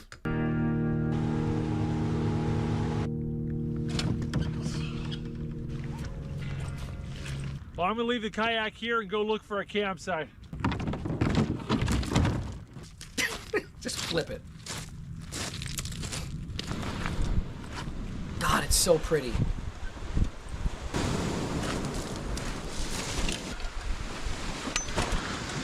I think the first thing I'm going to do is explore a little bit. There's plenty of wood. Looks like a coyote's been walking up and down this beach. Keep finding tons of these little skeletons. They feel really light, like they belong to a bird. Little sea urchin. It's a fish jaw. Look at all those teeth. I'm already loving this. That's Beaver! the top half of a beaver jaw. Ah, see, I knew! Look what I just found. What did you find? Tell me. Oh. Those are bear paw prints right there. Oh. Not sure what kind of bear it is, but this is where I want to build my campsite. Wait, Boy, what? about- Wait. I'm sorry. Oh, yeah, there's a bear over here. There's fresh tracks. I'm gonna build my campsite here. 2 miles round trip Based. down the beach looking for a spring or creek. Didn't find anything. I've got about 4 liters of water, and that's enough for today and tomorrow, but probably not enough for all 4 days. But right now, I've got to focus on building a shelter. It's getting late.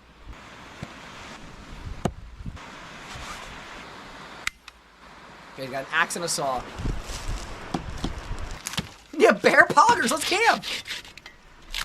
I actually won't need to really pause too much while I interact too, which is nice. I'll just shut up when he talks. Because you also have to think about it, he's expending calories while doing this. I mean, I know he's not staying out like in perpetuity, so he doesn't really need to worry about that too much, but I'm assuming that this would burn a lot.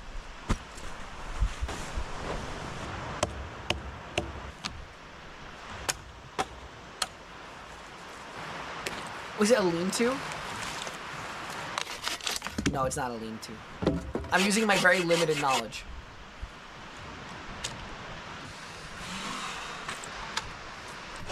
Oh! God, he made that look so easy!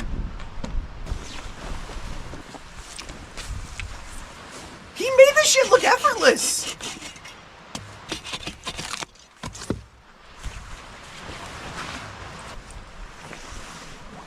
Lurk, that's exactly what I was saying in the start of it. I'm like, this is gonna make me want to go camping.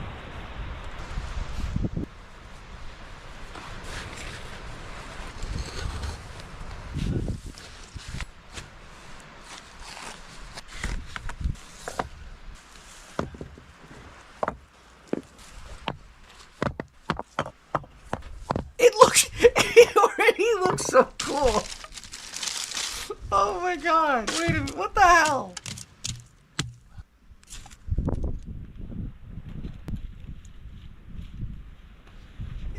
He's got bear spray. I just saw I see the bear spray in his pocket. It's behind me. You don't see it on behind the model.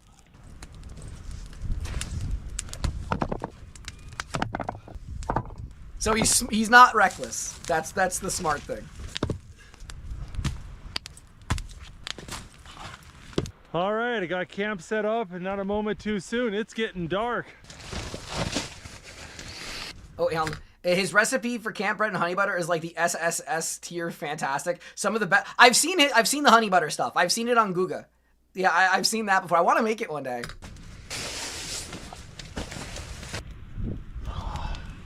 With the rocks behind the fire and the canvas behind me, this is really toasty, which is good because it's gotten chilly outside. I could see my breath. I knew I'd be getting to this spot kind of late, so I packed a pretty simple meal. Oh? Got some cured salami. I just got a whole salami with I got them. some smoked salmon and pilot bread. I caught some Ooh. silver salmon a couple weeks ago and I smoked them up. And then I mixed the smoked salmon in with brie, honey, walnuts, and garlic. Oh, that sounds so good. Oh my god, that sounds so good. For dessert, I have chocolate covered macadamia nuts. Meh, I can do without those. Oh. Oh god, you guys are getting Whippus for free. Got myself some blisters right there and there. It's late and I've got a lot to do tomorrow. I'm gonna put up the camera. Yeah, there's the bear spray. Hopefully we won't have any bears joining us tonight. See you guys in the morning. He made it through the night. Oh, good morning. He made it, Chad. It's cold outside. Oh, that's gorgeous. Well, before I get the fire started and I start cooking breakfast, I think I want to complete the fire ring. Oh.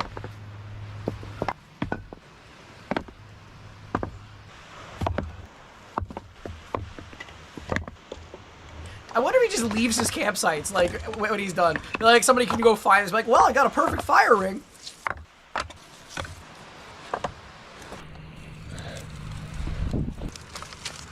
Yeah, so the only thing I've ever seen of his are his shorts, basically where he's making food. So I know the stuff about him cooking well.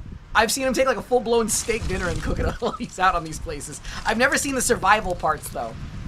Like, I knew of it, but I just never watched it. I need to find a couple perfectly shaped stones.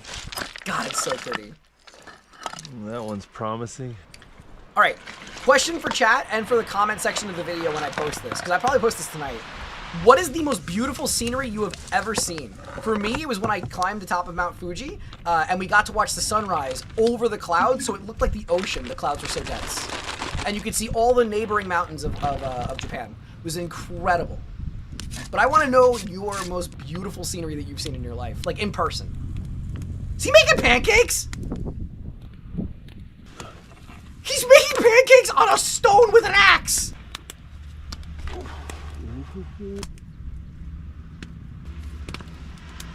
And it looks good. And it looks good. I wouldn't mind another one of those. Yeah, I wouldn't mind one of those. I'm still waiting on my food that got delivered to the wrong place.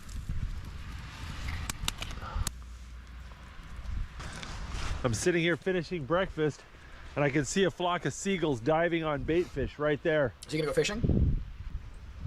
Maybe I need to rig up the rod. Ah! See, I knew it. I knew it!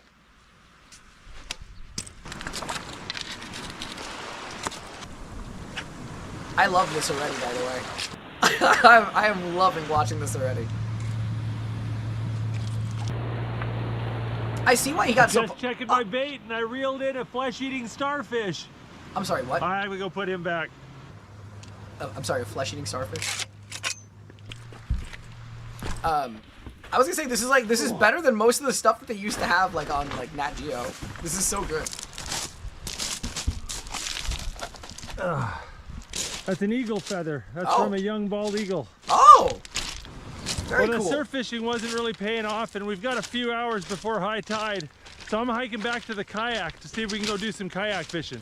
Oh. While I'm at it, I want to keep an eye out for a water source. I only got about 1.5 liters of fresh water left, so I've got to go look for water. You got a hat. Don't put it on. Tell you what, I was just thinking, I wish I had a hat. Oh, I hope there's not Nature lice in it. provides! We got the bald eagle up there. Ooh. Those are such a big bird. All right, we got some water. Oh. Dolphin, you went to Fuji. Did you climb to the top? That's brackish. There's definitely a fair amount of salt water in that. Oh, you can so this right here is a tidal river. I mean, it's like it changes direction based on whether the tide's coming in or out. So I think I'm going to put my kayak in and catch a ride out into the bay. See if we can't catch some fish. Oh. I'm going to stop and do a little bit of lunch before I get on the kayak. Have some salted meats. Linghi covered mango. He just has random assortments of things. I love it.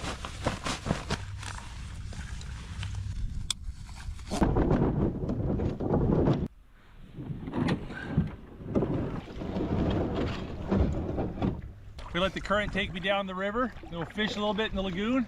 When the tide switches, we'll catch the current back. Sure nice not having to paddle, but I'm hearing an ominous roaring noise down that direction. I'm trying to think of some other really beautiful things I've seen. Most of the other ones I've seen while scuba diving. But like on land, it was definitely the top of Fuji. We got some pretty serious breakers here. But if I flip over in this, I'm gonna go hypothermic immediately. I mean, there's literally ice washing up on the beach. Yeah, that's like ominous. This water is so cold, it hurts to put your hand in it. But I've been sitting here for a few minutes and I haven't seen any breakers off to the left, so I think that's the trick. Oh, crap.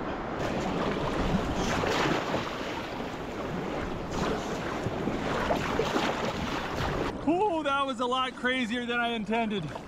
Yeah, I may not be going back that way. Oh my, see, that's so cool. I would still be a little scared. Oh, this iceberg's making crazy noises. It sounds like it's being deep fried. The ocean water's about 40-45 degrees, and so it's substantially warmer than the ice. Oh, that is cool. It really is. I want to see if I can catch myself a fish for dinner, and usually the fishing's better when you're fishing underneath cliffs as opposed to beach. Really? Oh, hello. Did you already get one? Les, it's a little baby salmon. I guess that's your dinner. I think that's a little baby silver. Won't fill me up, but he'll taste just fine. We'll keep him. Oh, Question for any of the people in chat who like to fish. Aren't you supposed to like bleed them first? Oh, like so that way they don't get fishy? Oh, I mean, it won't matter. He's gonna eat them this day, so. Oh. Oh. Another kelp greenling. Kelp greenling aren't horrible, but I like other fish better, and I think I'm gonna catch something. Oh, got something. Oh yeah. Oh. That is what we want. Oh. There we go. That's a Look big at that boy. Black bass. Well, where there's one of those, there's usually more. Oh, we got a big one. Oh, he's got plenty of food now. Nice fish. Ooh. Oh, look at that. Damn. I believe this is a copper rockfish. I'm gonna go ahead and put him back. You're only allowed to keep one of those per day. Oh, there we go. Oh, another black bass. You're allowed 3 of these per day, but I'm not gonna eat both of these suckers. I got enough food. Well, he's just fishing now for the fun? Go. Oh. Is he just fishing for fun now? What a feisty fish. He's just catching and releasing now. Little puffin swimming right by me over there. Oh, another black bass. I could have limited out. There we go. Oh, so wait. So he's allowed to catch 3 even if he doesn't keep them? Another big black bass. You know, respect to him just enjoying this. I've got dinner and I've lost count how many fish I caught. But I'm getting thirsty and water's getting really low. I need to go find a source of drinking water. I would assume so, yes.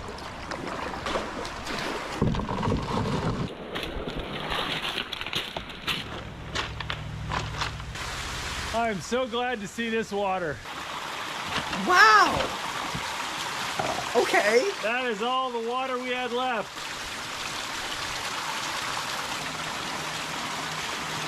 This is the best water filter system. It just pulls it through with gravity. I got 4 liters of drinking water and 3 liters I can filter later. Oh, that feels good to have water. I was stressing about that.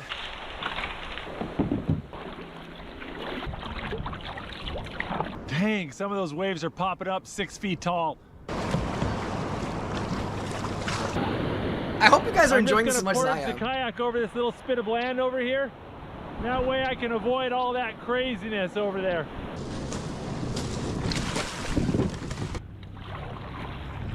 There we go, we're back in the river and we're rapidly moving the opposite direction we were a few hours ago.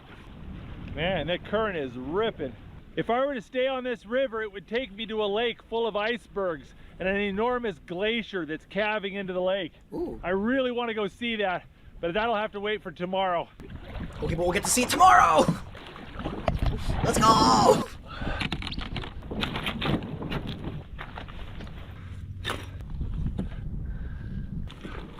So what did he end up just taking? Just like a little baby salmon and a black bass? Oh, son of a gun. He broke his phone! Well, that wasn't great. Oh, that sucks. Well, there we go. We caught dinner and survived to tell the tale.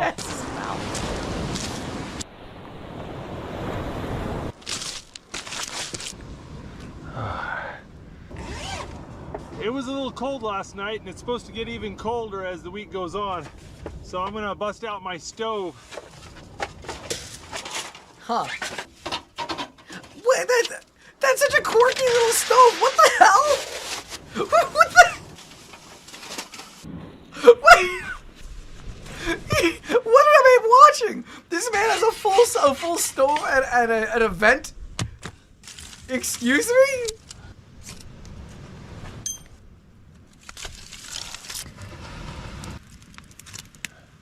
All right, I think it's time to cook some fish.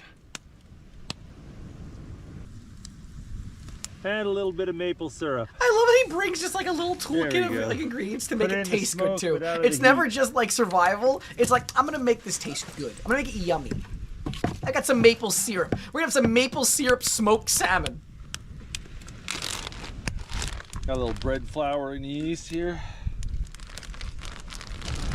And he just eyeballs making dough.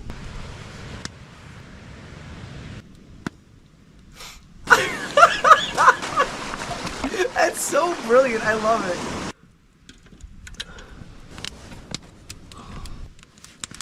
An assemblable stove, yeah. These boots has just been killing my feet.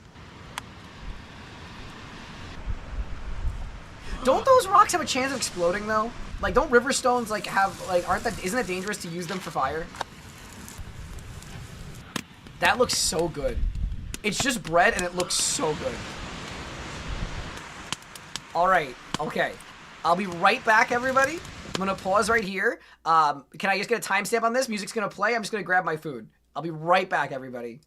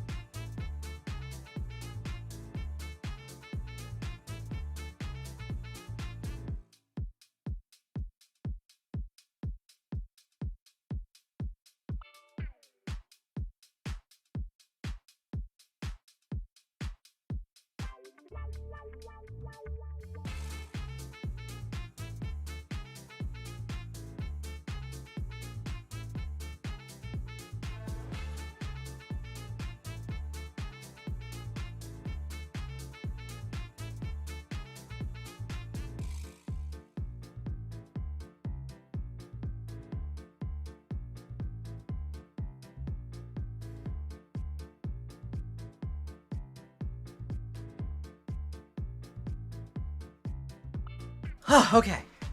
I am back. We are good. I have never been more happy for my food to get here because he was making me hungry as well. Back to the video.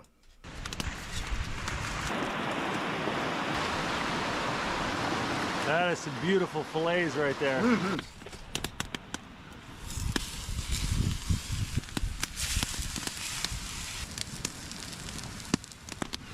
Little pepper, smoked paprika. Why do you have a bag of smoked Chicken and paprika? mole here.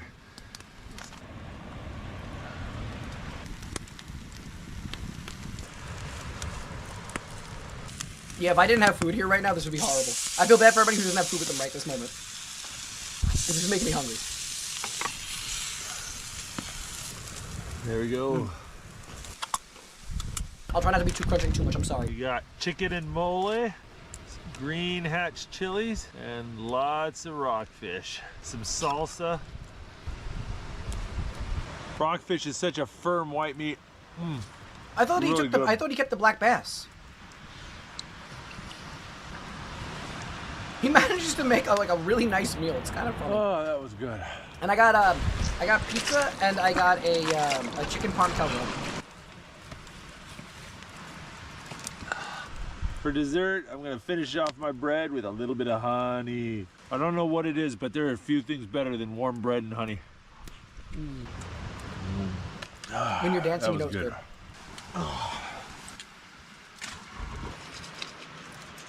Man even brushes his teeth while he's out. Respect. I will see you guys in the morning. Good morning. Morning with your little stove. I'm sorry, the little stove blows my mind. Putting this stove in last night was the best idea ever. Oh, it's so toasty in here.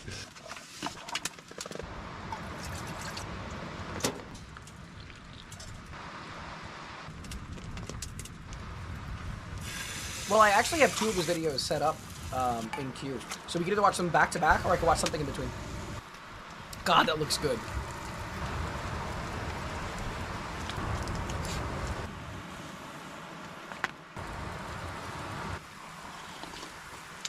Oh, pancakes are hard to beat. I guess technically this is breakfast in bed. It's nice.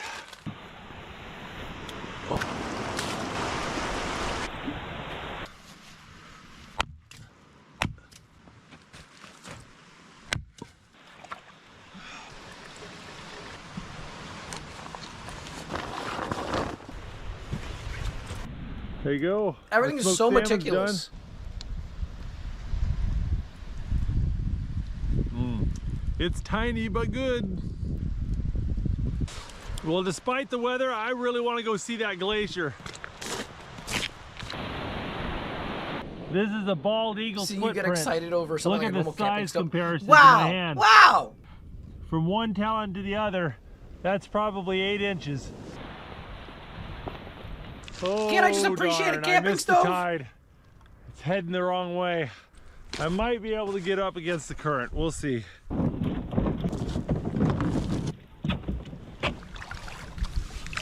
In the middle of the river, the current's moving faster than I can paddle. I always like morning But maybe fog. if I stick to the sides, I can sneak upstream. I don't really ever see fog.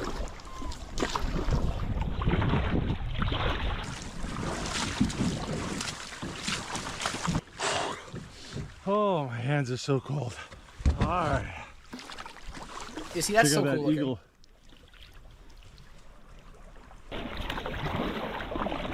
A bunch of pink salmon right there. Look at that. So we'll catch one. I think I made it to the lake that feeds the river. Oh my god, that's so cool. Now it's hard to see with all this fog, but there's an enormous glacier falling into this lake somewhere over there. I just gotta see if I can find a way through all this ice. Oh, that'll buff out. I gotta be careful going in between these icebergs. Some of these weigh more than buildings. And as the tide goes up and down, they're gonna shift and move around. I would be really This clear afraid. water can disappear, or worse yet, you can get squished in between two big icebergs. You ever see the video of the two guys on the iceberg and it flips while they're on it?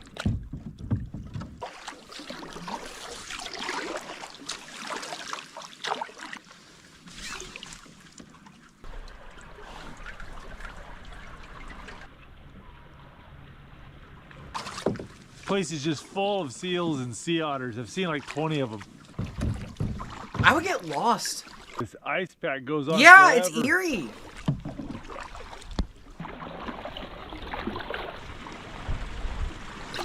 It's so pretty. Ice that comes from the bottom of the glacier is super compressed and has that really cool blue color. The fog lifted and I can see the face of the glacier. The tide switches in about an hour and a half, and it's taken me 3 hours to get here, so I better get heading back. Yeah, 3 hours into a lake navigating through icebergs, I would be lost. I'd be lost and then I would die.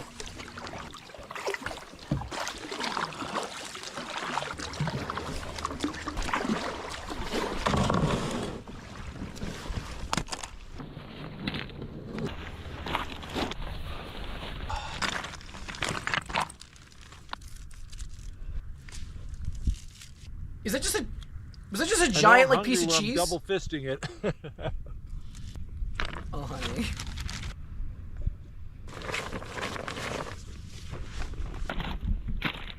Oh, that kayaking wore me out. That was about 5 hours.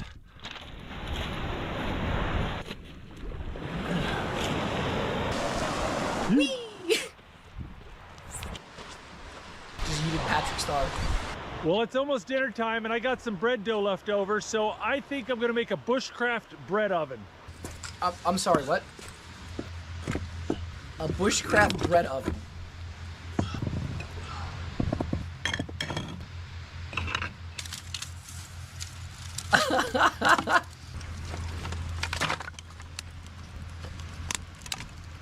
You put like a little Got the plate? oven stuffed full of wood. Got the dough rising in the pot. See, sliding it in there.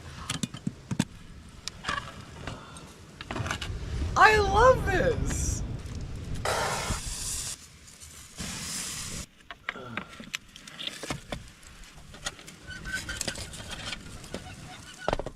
Just stick it over here and let it rest. Aha! Look at There that! we go. Oh, That looks is there really anything good. better than warm fresh bread? No, Yes. I love warm baking. fresh bread with honey butter. Alright, you got me. Oh, You got me. I love baking homemade bread.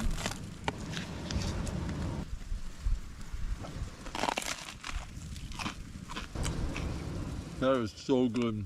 Oh, the crust is so crispy on this thing. I want to bake bread again now. I haven't had any time to bake since the baby's been born. I I'm want to getting bake so so full. bad. We got a I have belly my full of stand warm mixer and bread, everything it's now. nice and cozy in here.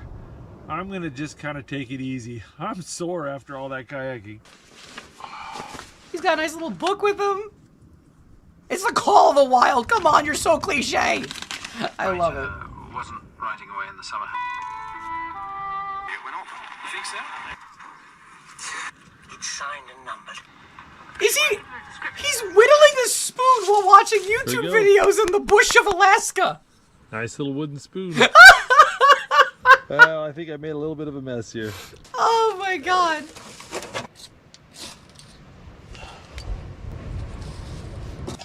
I love him. I love him so much. Is he making tea? It's been a fun, relaxing evening, but I gotta get to bed. I gotta get up early in the morning. I'll see you guys then. People can't have gluten. I mean, that's me. I'm not supposed to have it. I just don't care. Oh, good morning. I've got to hurry up and get packed. Here I am being most likely gluten intolerant because it makes me feel like crap, and I don't care. I won't get checked, and I ordered pizza today.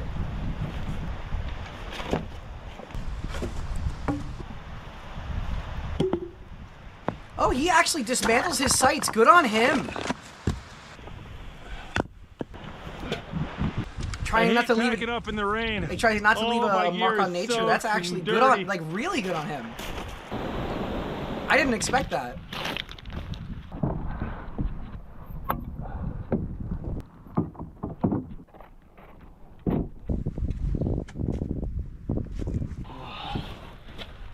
Now I just gotta wait for my ride.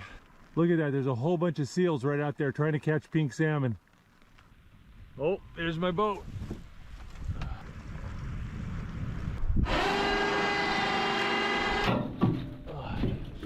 Hello. I don't need my shower for the month now. Yeah, you know, you're going.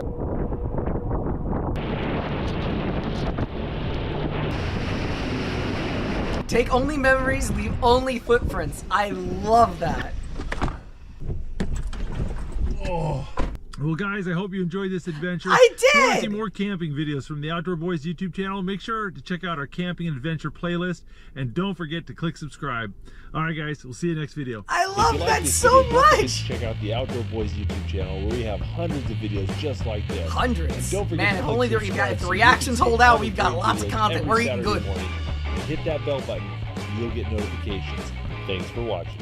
This video was when he had 1.59 million viewers or subscribers. He's got like 20 million now. That's crazy. That was so fun. That was so much fun. All right, let's put on music. All right, that's video 2 done. All right. We have a bunch of videos still. Do you guys want to take a respite from Outdoor Boys and then come back to it, or do you want to go right into another Outdoor Boys? I have another Outdoor Boys. I have Indominus Rex. I have D&D. I have Dylan. What do you guys want? What would you guys like? Give me an answer quick so we can move. I'm definitely hyping this video. I'm gonna probably, if the video actually renders tonight, sometimes it takes a day for it to be available. It will be, I'll probably release one of the Outdoor Boy videos tonight. Worst case, you'll get one in the morning. And then you'll probably get like a Dylan video or something in the time. But Outdoor Boys, all right. Let's continue. Yeah, all right. Let's do another Outdoor Boys. Let's get the other Outdoor Boys done. Hell yeah! I love that you guys love it. This one looks sick. This one he looks like a badass. He's literally wearing like full fur with like predator glasses, like ready to hunt in the Arctic. It looks sick. Okay, all right, ready. Let me get this started. Boop. Okay, we're doing another Outdoor Boys, and this one's camping in the Arctic Circle with no tent. I'm not even surprised with this, man. I'm not even surprised. All right, let's go. Luke here with the Outdoor Boys YouTube channel. I'm 150 miles north of the Arctic Circle. I'm going to be exploring Alaska's frozen north, hunting ptarmigan and caribou, solo camping without a tent, visiting remote Arctic communities, and exploring some of the most beautiful and inhospitable land in Alaska. It's so pretty.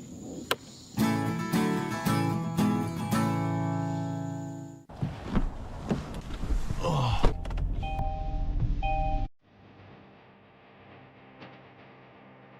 look at the tantrum. This is hits.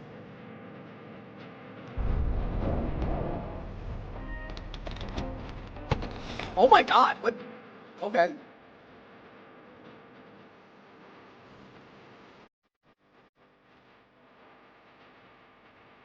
Sorry, I'm vibing. I'm not even saying anything, I'm just vibing. He's got a little lodge, it's cute.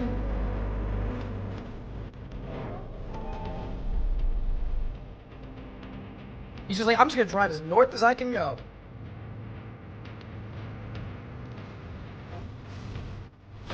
Man, his car is going for work.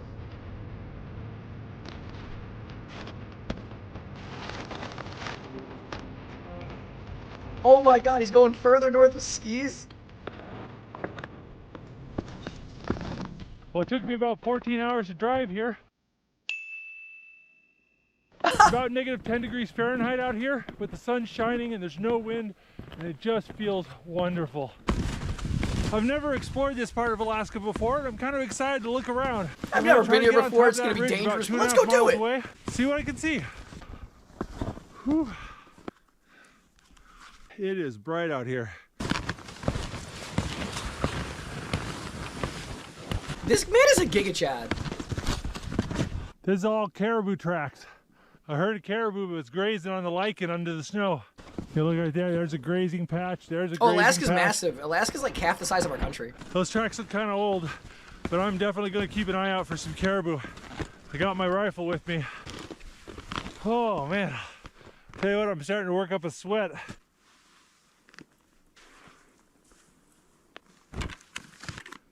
Now make sure to drink plenty of water before it freezes. Watching this one Well, curled let's up in a keep warm bed's a going. vicarious indulgence. I love that for you, War Boss.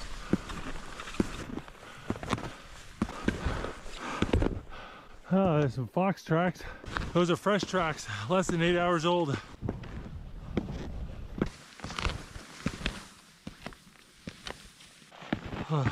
Yeah, take a little snack break. he brought a rainbow cookie. Or a M&M cookie, sorry, someone will correct me on that. I got into some loose snow and it's hard going. The condition of the snow changes a lot depending on what side of these little hills you're on. One side could be hard packed and icy, the other side could be very deep, full of powdery snow. I'm trying to pick a path along the hard packed icy snow, but every once in a while I have to go in between two drifts and there's a whole bunch of boggy soft stuff in the bottom. Isn't that dangerous? It's a lot of work to get through. My skis are just I was gonna say, way can't like there down. be like spots that you could just fall through?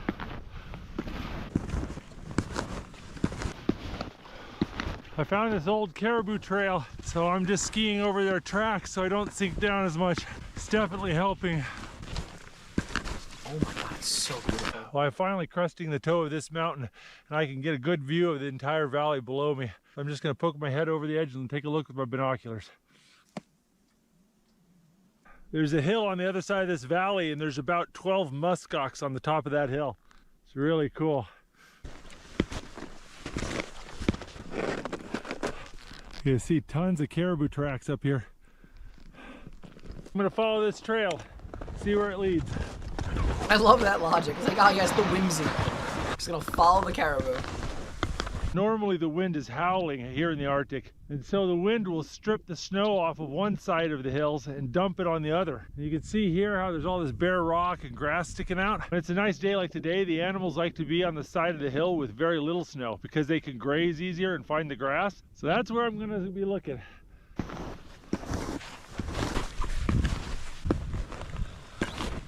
See how the snow's dug out around this rock? The wind hits the rock and it has to speed up to get around the rock.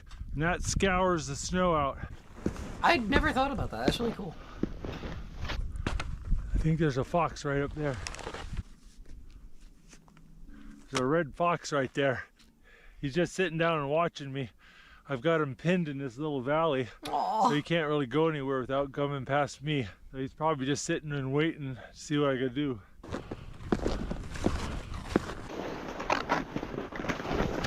Oh. Look at him go!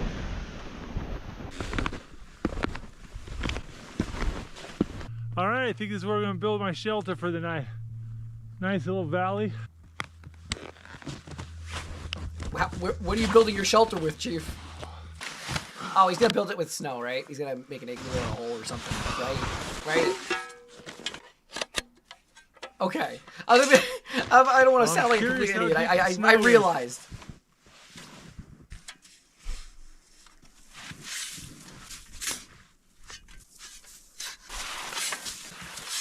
Oh, this snow is deep. It's gonna be interesting. I was hoping for hard packed snow so I could build like an igloo type shelter. But instead I'm finding layers of corn snow. This is corn snow. It's just these big crystals. It's like sand. It just has no structural integrity. Sure, I gotta just keep digging and see what's down here. All right, I've dug down to the ground. So this is what we got. We got fluffy stuff down to about here. And then this is pretty good right in here. Corn snow. Around here, it gets hard again. We got a big layer of garbage in the middle, big layer of garbage on top. Well, I'm not sure exactly how this is gonna work out, but I don't have a tent in my pack, so I'm gonna build a shelter one way or another.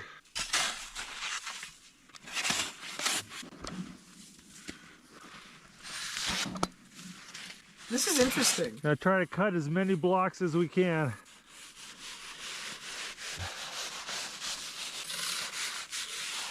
Sorry, I'm very fascinated by this.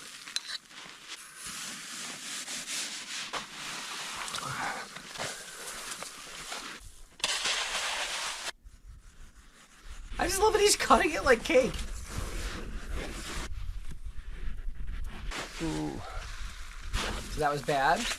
Or that one? No, it's good. Is he, oh wait, is he building the shelter as he cuts out? Like he's gonna stay in the hole? I didn't even think about that. He's doing 2 for 1. I thought he was gonna move every... I'm so stupid.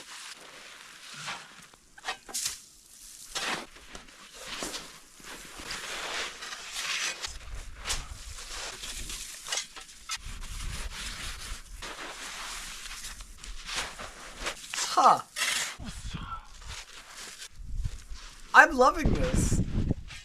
I'm so curious what it's gonna look like when he's done.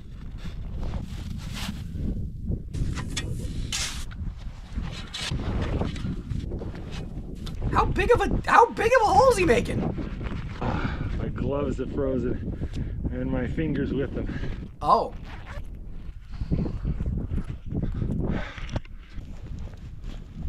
I get my fingers working again.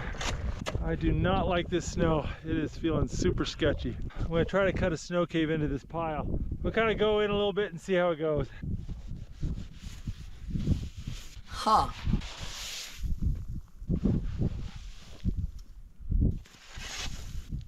Huh. I love the logic of this looks sketchy. Let's do it.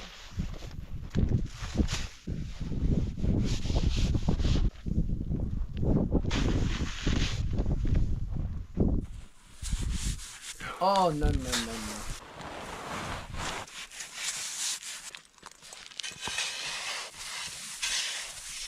Yeah, no, this would give me like claustrophobia. Nah. I've been like afraid of small spaces, especially in snow, since I was a kid.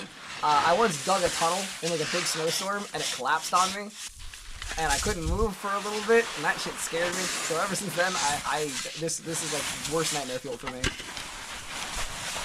Well, there we go. Got it all cut out and it didn't collapse. Snow tends to firm up once you expose it to the air like this, so if it hasn't collapsed now, it probably won't. Probably.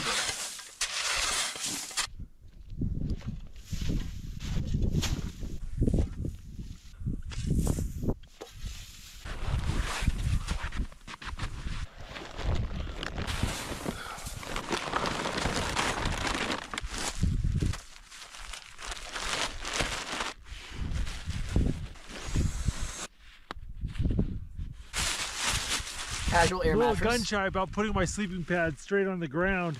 There's a lot of sticks and twigs poking up, and if one of them stabs my sleeping pad, I'm going to be in trouble. I've had to repair this before. It's not bulletproof, but this emergency bivvy works as a good little protector. I'm not working as hard as I was when I was digging and skiing. It's starting to get a little bit cold. I think I'm going to put my coat on. Yeah, I don't think I'd be able to fall asleep in that. I don't think I'd be able to go into it, let alone fall asleep to it. In it. I got this coat from a gentleman in Sweden who hand makes Inuit parkas from reindeer hide. It's my first trip trying it out, but so far I really like it. All right, well, it's about 6 p.m., so I think it's time to make some dinner. This parka has a little flap in the back. You can sit down on the ice or snow and have a little insulation on your bum. Definitely take advantage of that. I got this liquid fuel stove I like to use in the wintertime. Propane and butane tends to freeze in real cold temperatures, and this thing can run off of kerosene or diesel or unleaded. Gasoline doesn't want to start, it's so cold. Oh. There we go. It's like that when it gets really cold. Huh. Even gasoline doesn't like to start. Oh, that feels good. I'm gonna melt some snow.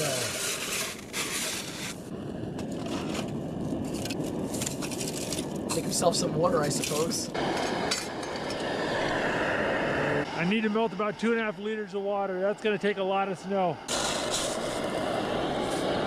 Oh. Oh my god. Yeah, he really came out with like bare bones for this one. Sunlight. Well, that boiled. I gotta go ahead and make sure everything's put away. I don't want anything laying in the snow. If the wind picks up in the middle of the night, it can blow 2 or 3 foot snow drifts right on top of all my gear. I'll never be able to find anything. So then what do you do about the hole that you're in? All right. These boots are gonna be really cold in the morning, so I'm gonna pull the liners out and shove them in my sleeping bag to keep them warm.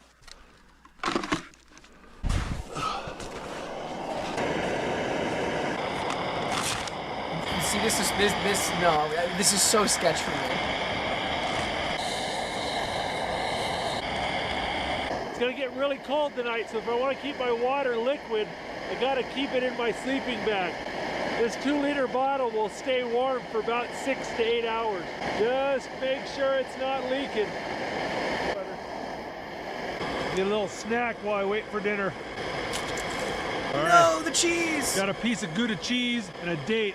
Gonna melt my cheese in a spoon.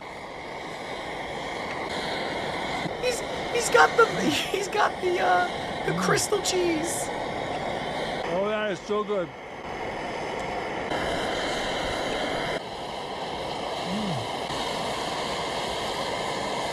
Oh, I got some figs in here too. That's looking pretty good. Some beans These and little rice. dehydrated meals are great, but they're less than half the calories I need. Always got to add something to them. So I'm going to eat mine with pilot bread. If any of your pilot bread gets broken up in your backpack, just crunch that up, add it to your stew. Gonna add a little melted Gouda into my chili. This is wild. Cheese paraphernalia. It's Schedule 4 cheese.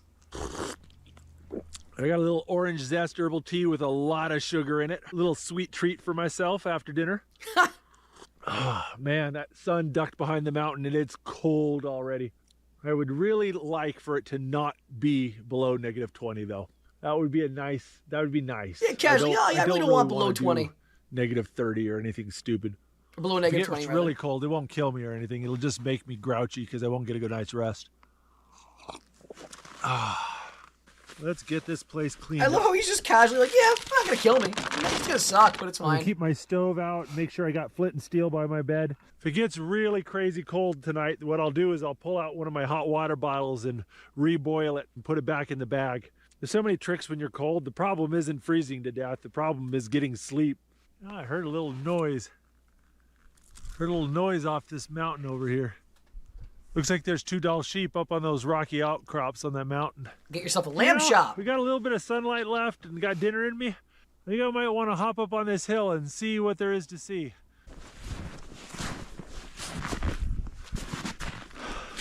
Oh, he's got a rifle. I'm assuming that the rifle is strictly for polar bears. Because I don't think you can travel here without that stuff, right? Hang on. I think I'm going to just sit around and see what's going on in this valley. I always appreciate his ability to present actual life or death circumstances as It's minor so inconveniences clear, to him. the snow Yeah. is so fresh. Just if there's anything here, you're gonna I love see it. him. Dang, is that a ptarmigan? Dang, is that a ptarmigan? The fuck's There is a ptarmigan? ptarmigan just out in the middle What of is the a snow. ptarmigan?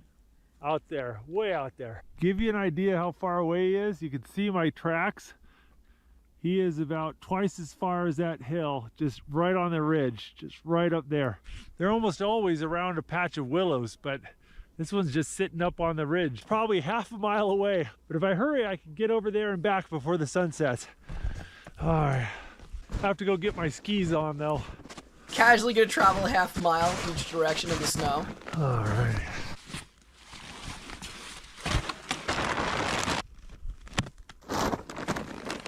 About to set a record. That feels like it was for such the a most wild work inconvenience because ever he had put in the for one insulators in the ptarmigan. tent. I'm about twice It as is fast like- and I don't sink down as much without that sled. I think I'll make some good time.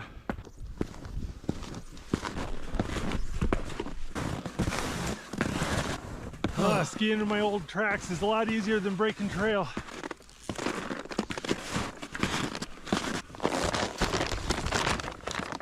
Oh, no, he's going for it. Wait, is the entire gun in the butt of the gun?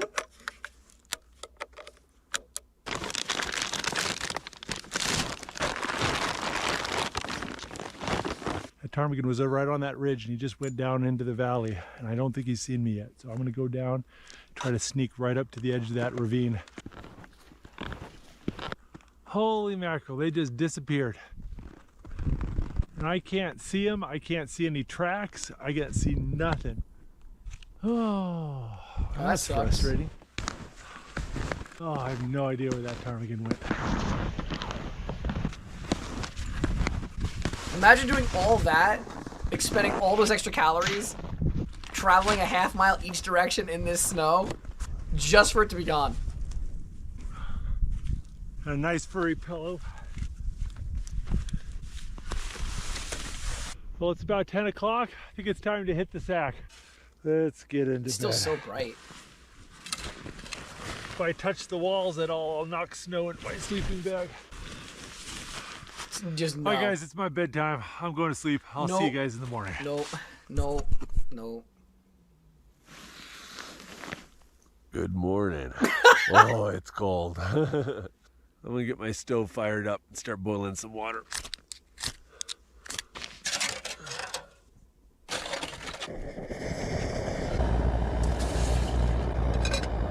Gotta retreat back into my bag. Hide in the bag.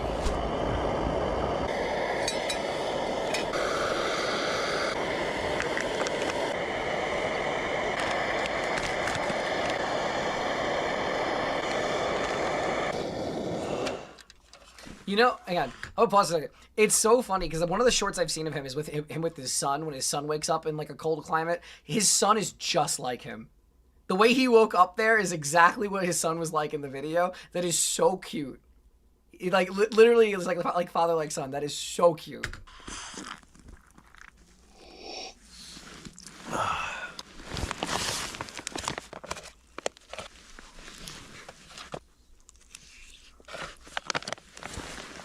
All right, this is the rough He's part. So dead. Time to get up and get dressed. He's so tired.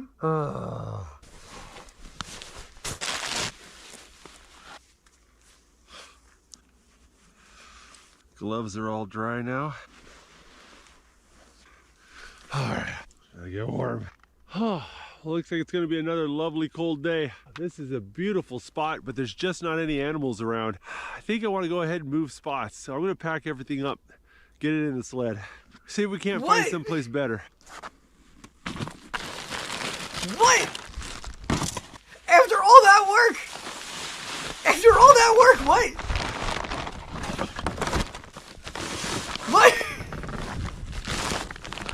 Oh my god. Gotta do a final look around, make sure I didn't forget anything. Make sure I didn't leave any trash. Oh, hello. Oh, I saw the piss corner. I see the piss corner.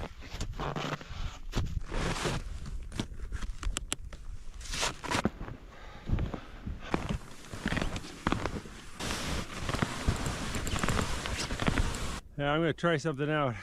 These are traditional Inuit snow goggles. On a sunny day like today, out in the snow, your eyeballs can get sunburned. It's really painful and it can make you go temporarily blind. It's called snow blindness. I've heard of it. And so the Inuits would make these snow goggles to protect themselves. It's just a piece of bone with slits in it. Always wanted to try them out and see how they do. They're actually a bit more comfortable than they look. The cool part though is that you've got a great field of view down. If you're looking down at your feet or doing something with your hands, you can see it clearly. But if you're looking out over the horizon where the sun is, you got the protection. My biggest problem is I need a prescription pair. It's gonna be hard to see ptarmigan without my glasses. Yeah, You got the novelty of using it for a minute. You got it for the thumbnail.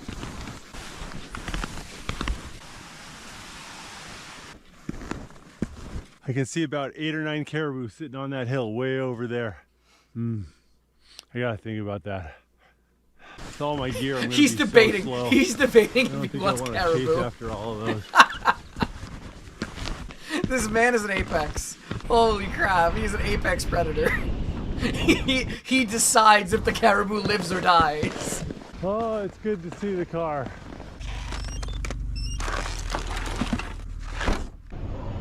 I did 6 miles and it kicked my butt. I am so tired. I bet.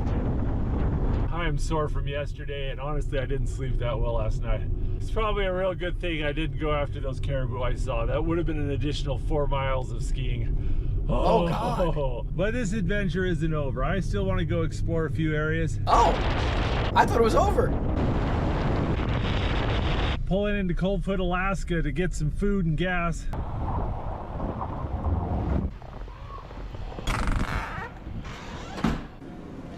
Get himself a nice burger.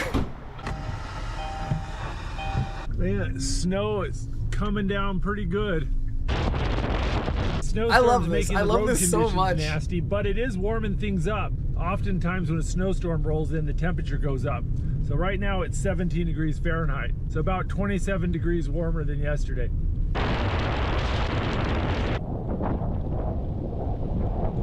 All right, guys, this is the road to Bettles, Alaska. It's a 26-mile ice road. It's only open for about a month each winter, and it's made out of ice. Check it out. This is my first time on this road, so this is gonna be a little bit of an adventure. That's so weird.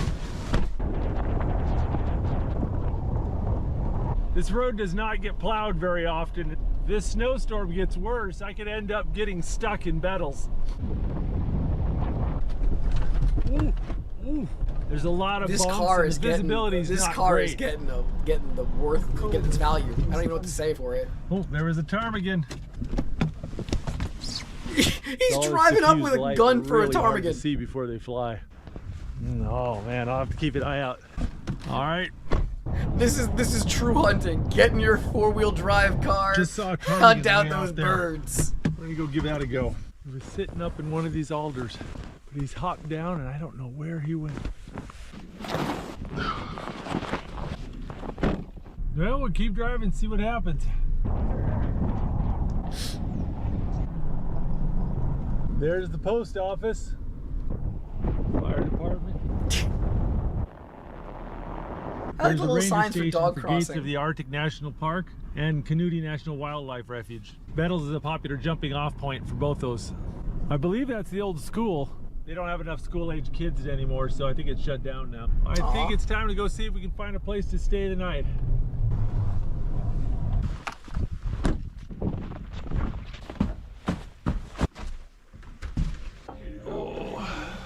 It gets in your blood. You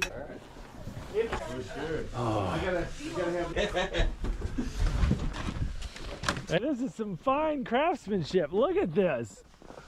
You've been busy. You've been busy. I'm so busy. Oh my goodness. Oh, man, wow. you did a great job with that. Yeah, the little Kia. No way, man. You drove out here in that? Oh yeah. Yeah. Thank you. Whenever he's driving these big trucks, he's driving a little Nokia. The room? Yeah, do you know which room I'm in? Right upstairs. I love this. Alrighty. I grabbed a room here at the historic Bettles Lodge. I'm going to stay the night. That looks so comfy. Well, Bettles is an interesting little town. There's only about 15 people who live here year-round. This town was founded in the late 1800s, part of the Alaskan Gold Rush. And this lodge here, this historic lodge I'm staying in, it's about 80 years old. I'm glad I got a chance to check this out. That's such a cool little detail. I like that he did this. Ooh, good morning. All right, let's see how much snow we got. Morning. Good morning. Yeah, that's not too shabby. We can handle that. Wait, are you driving out of here? Oh yeah, this morning. They all think he's the psycho. Oh, wipers are frozen. Sorry. They must think he's an absolute loon. Oh, my wheels are frozen to the ground. Check out these trucks.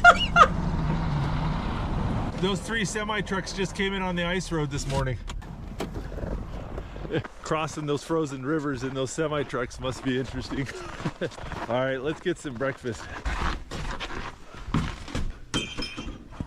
A little bit. Thank you very much.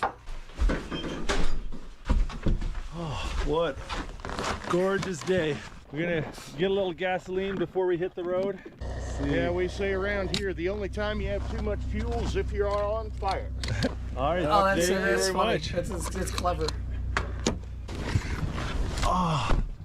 The fuel is about Imagine $15 a gallon. Oof. $15 a gallon's You crazy. can hear one of the tires thumping like it's flat.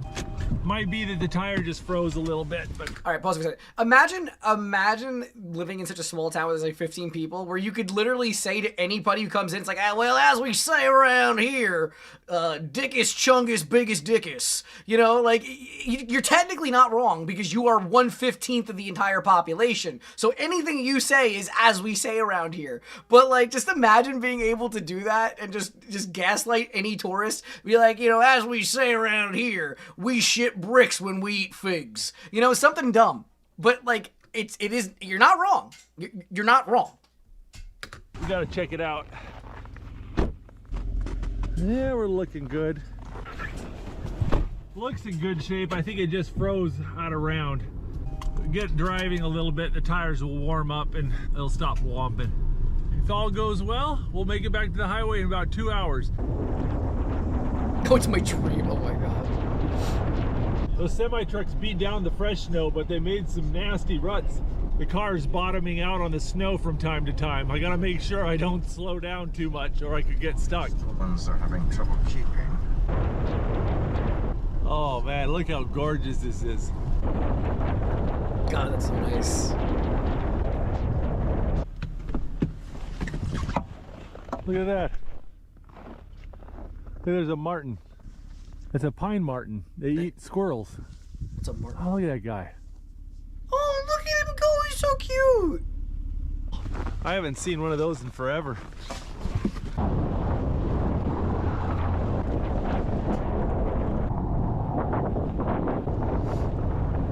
Driving on dirt again. A whole bunch of ptarmigan. It's a ptarmigan. Go hunt those ptarmigan. Yeah, look at this ptarmigan right there. Go get it. Go get it, Luke. I'd love to get a ptarmigan, but along this road it's bow and arrow only. I am not good with the bow and arrow. Do you have a bow and arrow? Yes, you do. Why am I not surprised that he has one ready? It's a little too skittish. A lot of ptarmigan along this road. I'll get another shot. The reason why there's so many ptarmigan along this road is because of the gravel. They need to eat gravel and have it in their crop to digest their food. So early in the morning, the ptarmigan fly down to the road to eat gravel, and there's just hundreds of them along the road. Wouldn't that make you can the only meat hunt them with really bows and awful? arrows. Because like when you I'm gonna need a kill it stupid ptarmigan and a little bit of luck. All right, I'm sure someone's gonna correct me, but like I know obviously it's not in the meat, but like in the same way, like when you shoot a bird with buckshot. I remember when I worked in the French restaurant, you actually had to warn the customers that that there could be the chance of a pellet in the meat, right? And it was a really high-end French restaurant, but because they were wild hunted game, you had to give them that warning. So like, if this bird's eating gravel, wouldn't it just be miserable to hunt this thing and then like get it ready? You could easily remove the gravel. All right.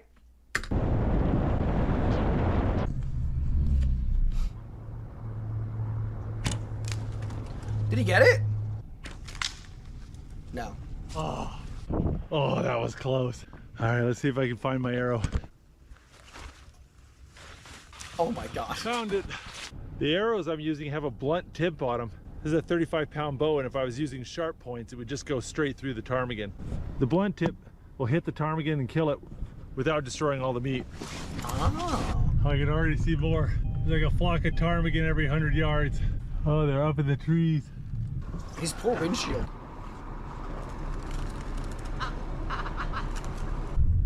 Those ones are a little too skittish. Well, that one's super chill. Oh yeah, that bird shot for hunting birds, not buckshot. I'm sure that's gonna be in the comments a bunch too. I am not a hunter, as you can tell. I just meant the spread shot. Whatever. Snowshoe hare right there. I don't think anybody expects a metropolitan girl to know. Don't see a ton of those.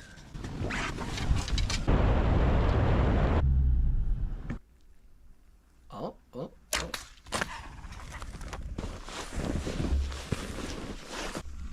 See the wing prints right there? See where they flew off? Did you hit it? I stink at this, but it sure is fun. I love this has just turned into like, he's just hunting ptarmigan now. Like this whole video is just him chasing down ptarmigan with his car.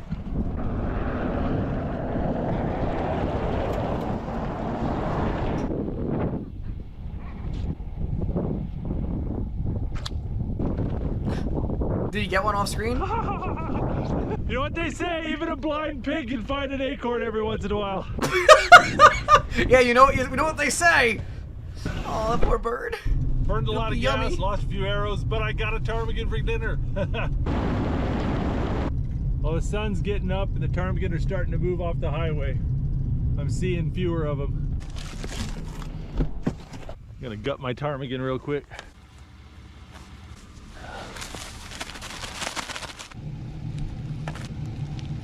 Just got my ptarmigan tied to the roof. Now I should keep it nice and cold on my drive home. Oh. That's a thing, okay. That's the Trans-Alaska Pipeline. It takes oil from Prudhoe Bay on the shores of the Arctic Ocean all the way to Valdez on the shores of the Pacific Ocean.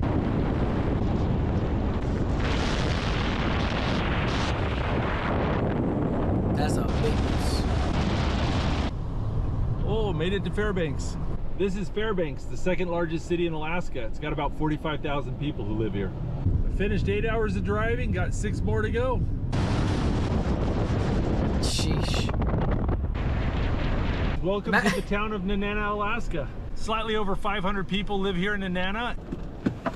Nenana is famous for the Nenana Ice Classic. You can see there's a big metal stand out there on the frozen river, and people buy raffle tickets and they try to guess the exact date and time that they think that tower is going to fall through the ice in the springtime. And once the river melts and the tower falls, it pulls this rope, which goes to a bell and a stop clock in there. I heard last year the closest guess won $210,000. Wow! A lot of old historic buildings here in Nenana. No, I love the idea of traveling 15 hours just to get a bird and to suffer in the ice. I'm driving through Denali National Park.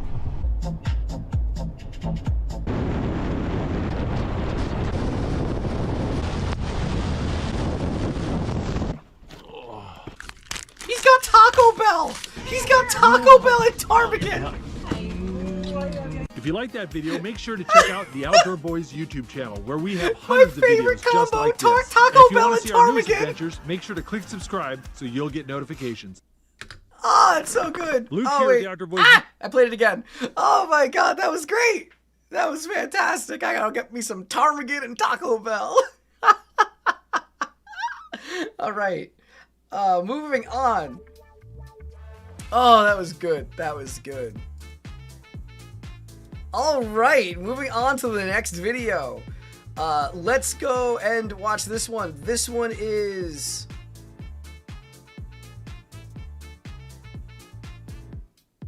Pen,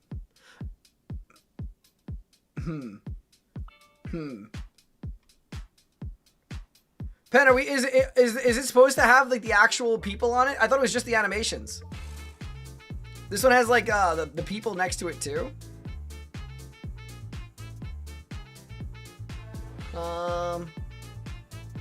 Hold please. Hold please.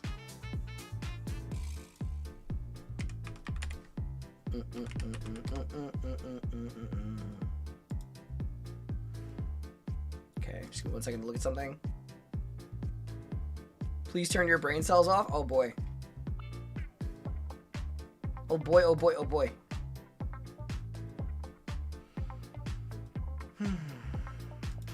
Just give me 1 second while I look at something.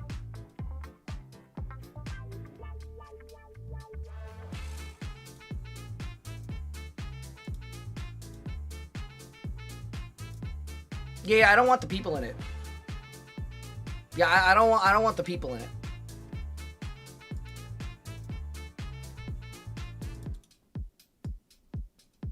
Hold on, Pen. I will send this to Pen.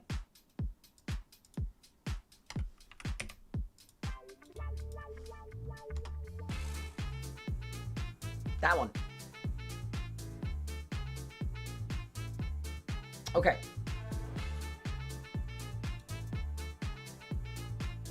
Okay, fix this. The one you sent me also work? The one you sent me has, the one that you sent me has them actually in it. Like it has the animation and the actual incident, like in person. I don't want that. I want just the animation.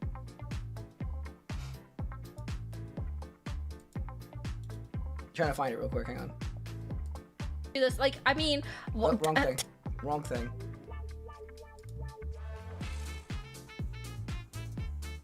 Yes, that. Yeah. I don't want that one. I want that one.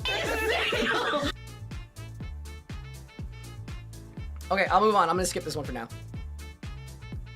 Okay, let's go and watch other brain rot. We have this one.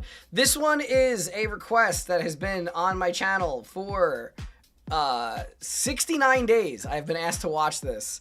I have zero expectation to actually like this, full disclosure. But, yeah. Here we go. We're gonna be checking out the Indominus. Wait. Alright. Oh boy. This is gonna be a pain in the butt. Okay. Alright. We are going to be honoring 69 days of the comment section asking for this video. We are going to be watching the Indominus Rex. I have no idea what this is. I'm sure my brain is gonna turn to mush, but I wanna give what has been asked of me. So let's see what we're getting ourselves into. Okay, here we go. The Indominus Rex was notorious for laying waste to an entire park, leaving nothing but mutilated corpses in her path. But here on Goji Center, we are going. What is the Indominus Rex? Is the Indominus Rex a real thing? Is the Indominus Rex even a real thing? To take this even further, how can we make the Indominus herself more dangerous and more lethal? Today we will deliver nothing else but more chaos, more carnage, more blood. In a previous episode, we talked about the Ultimasaurus and its anatomy. What is the Ultimasaurus? An even more powerful dinosaur capable of bringing down just about anything this island could throw at it. The Ultima Imperatrix, what? Sauropod. For this episode, we'll be doing more or less the same with the Indominus Rex, studying its genetic composition and replacing a few contributors with surprising life forms that you won't even see coming. Okay. The idea is to build a more lethal hybrid that will wipe out all significant life forms in this island, both big and small. And yes, this includes humans. This will require a different approach than what we did with Ultimasaurus. I have not seen any recent Jurassic Park movies, so I didn't even know this stuff was in the movies. Imperatrix. This animal was a result of creating a dinosaur that fits a certain template. The Indominus at the end of this episode will still be an Indominus, but will look different, since the objective is to cause an extinction event quickly and efficiently. Making this hybrid bigger will only mean that smaller life forms such as humans and below will be able to easily hide from this animal. We'll be reconstructing this hybrid to fit our extinction needs as we go. Starting with the overall frame. Needs? What do you mean your extinction needs? I am so confused. Also, like, I don't know how I feel about, like, again, people always upset with, like, skipping for ads and stuff like that. They actively segment their ad section incorrectly to make sure that you have to, like, sit through and watch it, which is kind of not cool. Which is just as, like, yeah, people will be like, oh, you're skipping the ads. It's not cool either. We can talk about the objective of this episode. If the objective is to try to reduce the population on Nublar, an animal bigger than the Indom wouldn't really cut it. Okay. This should be able to break inside some buildings as well as running down faster prey. Okay. So reconstructing the build might be necessary here. This doesn't mean that we're going to shrink the overall size. Remember, we do need to bring down these guys, sauropods too, so keeping her large will motivate her to keep hunting to meet her caloric needs. Outrunning the smaller life forms such as Gallimimus won't be necessary, since ambushing can do the trick just fine. So, what should we do? To begin, we'll reduce the size of the hind legs to make this animal a bit more quadrupedal. This seems counterintuitive, but consider that quadrupeds can distribute their weight on 4 limbs instead of just 2. This Indominus can now be I'm sorry. This might seem like a really stupid idea, but consider this. Some animals have 4 legs.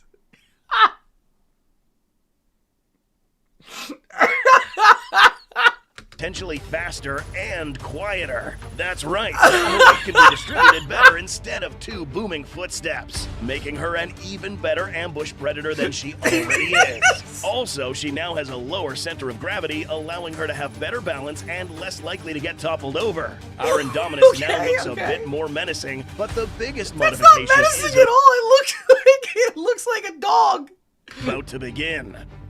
Number 2, front limbs.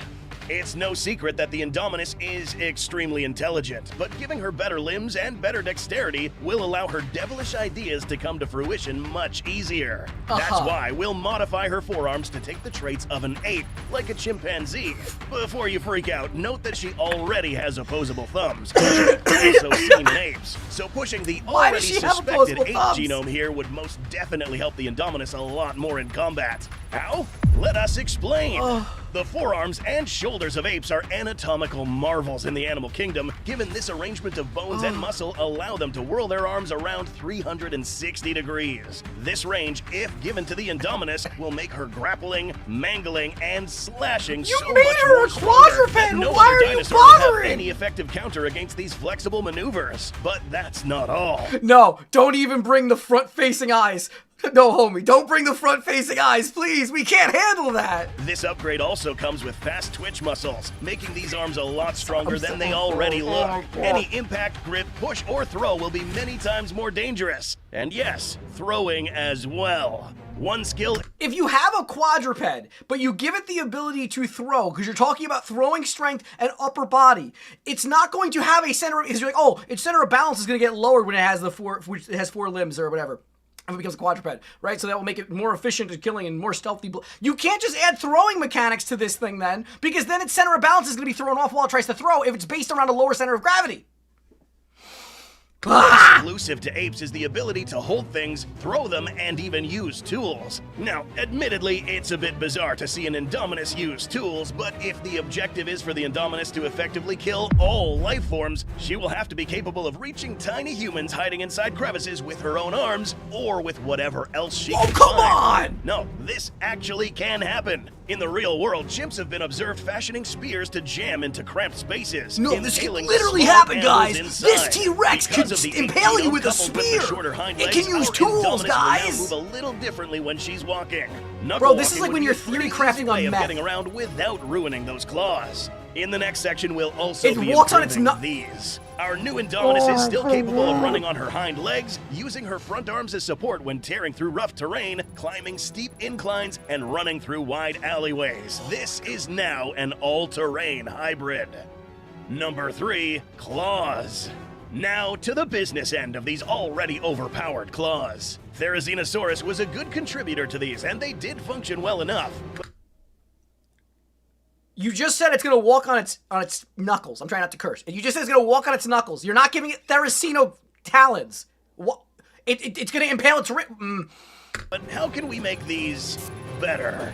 When it comes to slashing and rending as well as grappling, there is another more optimal shape from another carnivore. None other than the largest predator in the Jurassic, Saurophaganax. Being this big means killing big dinosaurs. And what better with than these? What you see here is a reconstruction, but does not represent the largest known specimen of this genus, so yeah, they could have been bigger than this. This sharp hook is the perfect shape to grip the victim compared to the straighter claws of the Indominus. Did you guys know that we decided to make this overtuned killer more overtuned by giving it a modern-day nuclear arsenal? Now hear me out, guys. If we attach the big boy and the little boy and the big, whatever the hell the names of the nukes are, and we give them to this Indominus Rex, it too can actually induce a Cold War level threat on the Jurassic world. Mixed with the ape-like forelimbs, these will literally shred through the skin of the thickest hides of big some boy animals, fat man, as if you stuck a sharp hook in your called. mom's leather sofa. A hook like this inside, backed up by powerful fast twitch movements, will destroy the thigh of any dinosaur. Even a sauropod would topple down from a wound from these claws. This weapon alone will lay waste to all large-sized creatures. This hand, now that we can call it that, will grip any animal, toppling it down and killing without even needing to involve the teeth.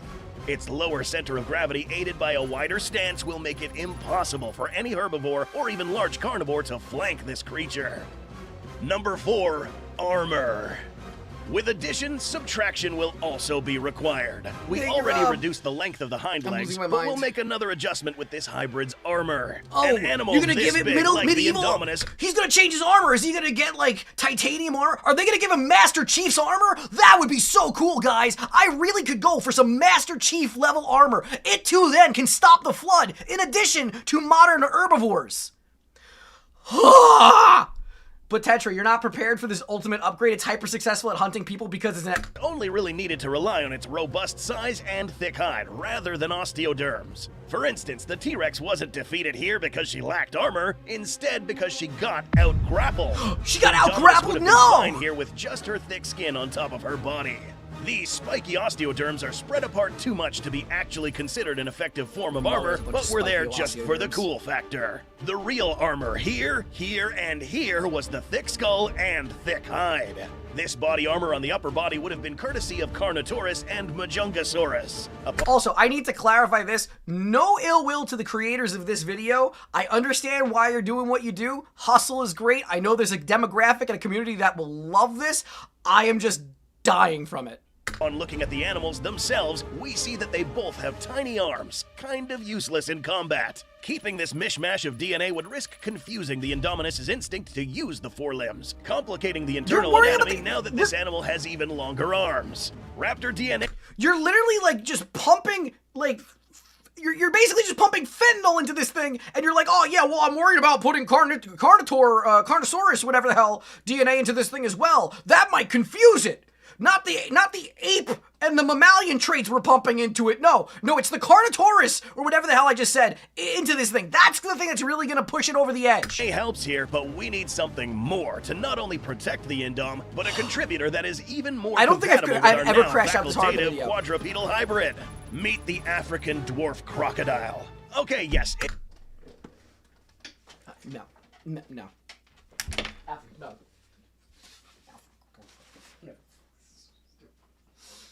Let's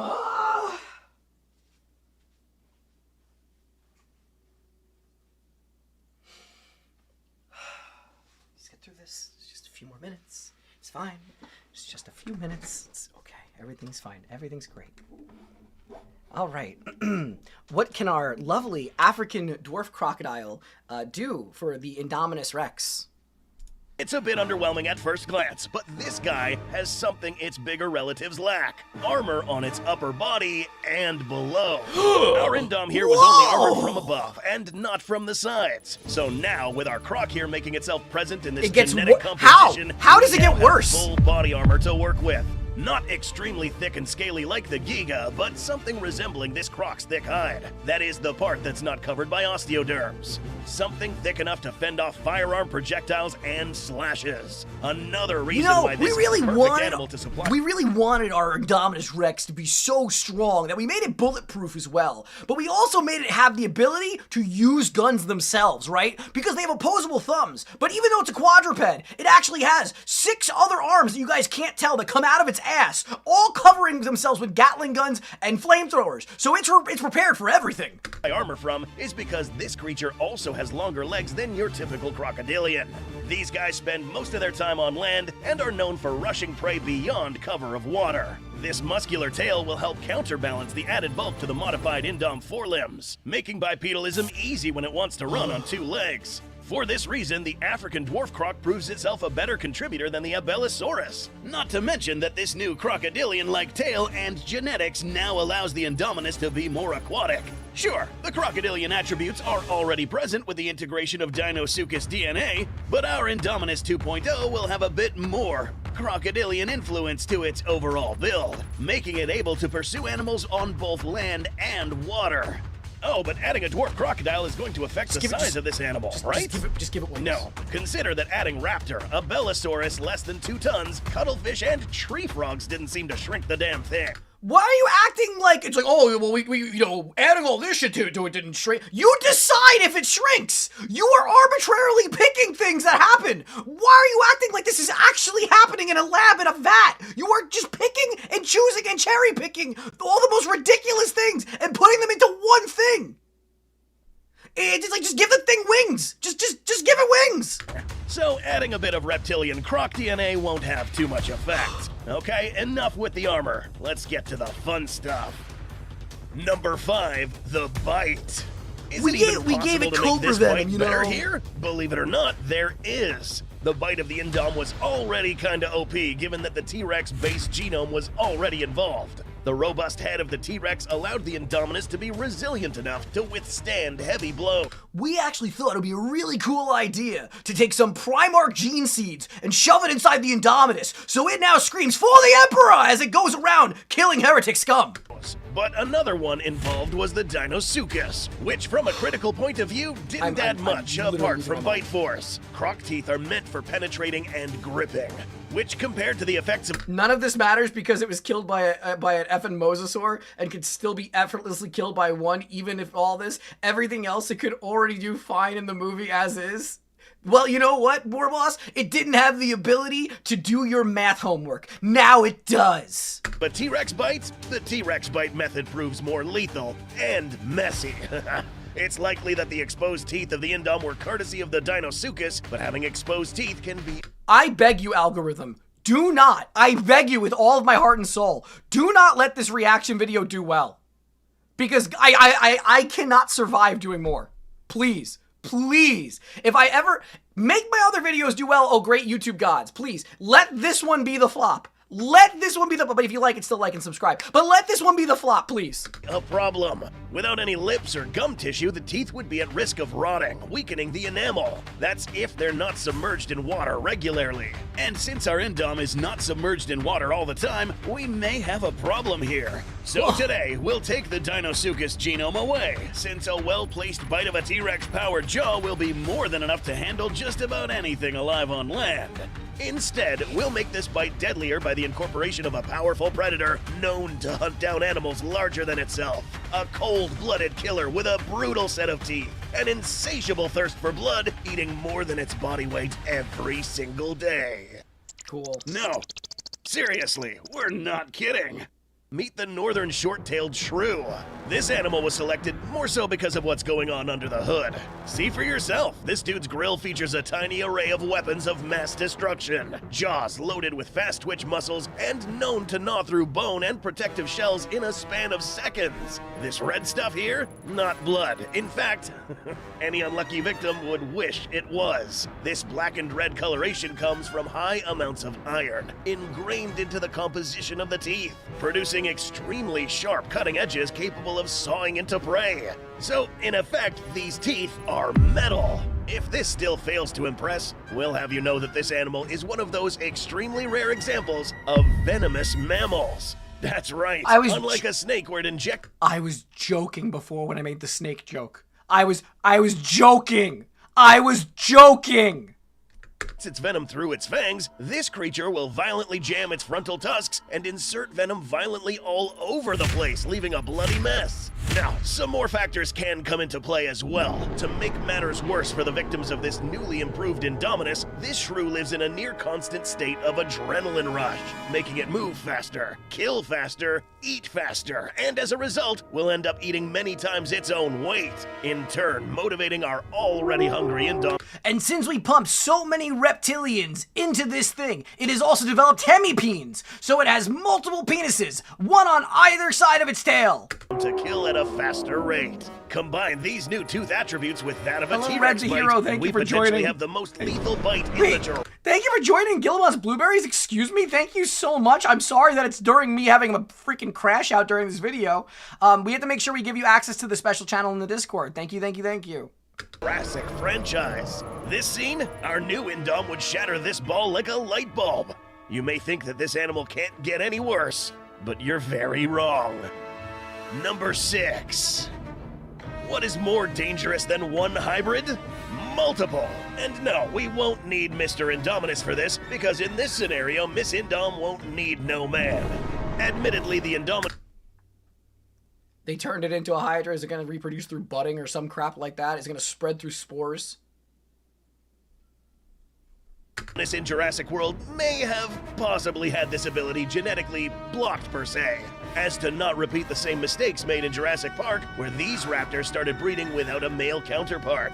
We aren't sure of this, but to make this more interesting, we'll allow this ability to play out in order for our new Indom to produce more clones of herself. By adding some whiptail lizard into the mix, an animal known for deliberately reproducing without a mate, This has been seen before already with the Scorpius rex via parthenogenesis. The Scorpios, however, would undergo a meiosis parthenogenesis, given that the offspring was a bit different than the mother and not all traits were inherited by the baby Scorpios. In this scenario, all traits and all physical attributes will be passed down from mother to offspring, bringing forth exact replicas of the mother using apomictic parthenogenesis. This increases the likelihood of all of these new Indoms to work together, coordinating attacks like rap. You know, I feel like crap like this is really, you know when we talk about Milo, right? And how he talks about like bad information causing damage to like the populace. This is the type of crap that I think is actually damaging to people with the perception of dinosaurs.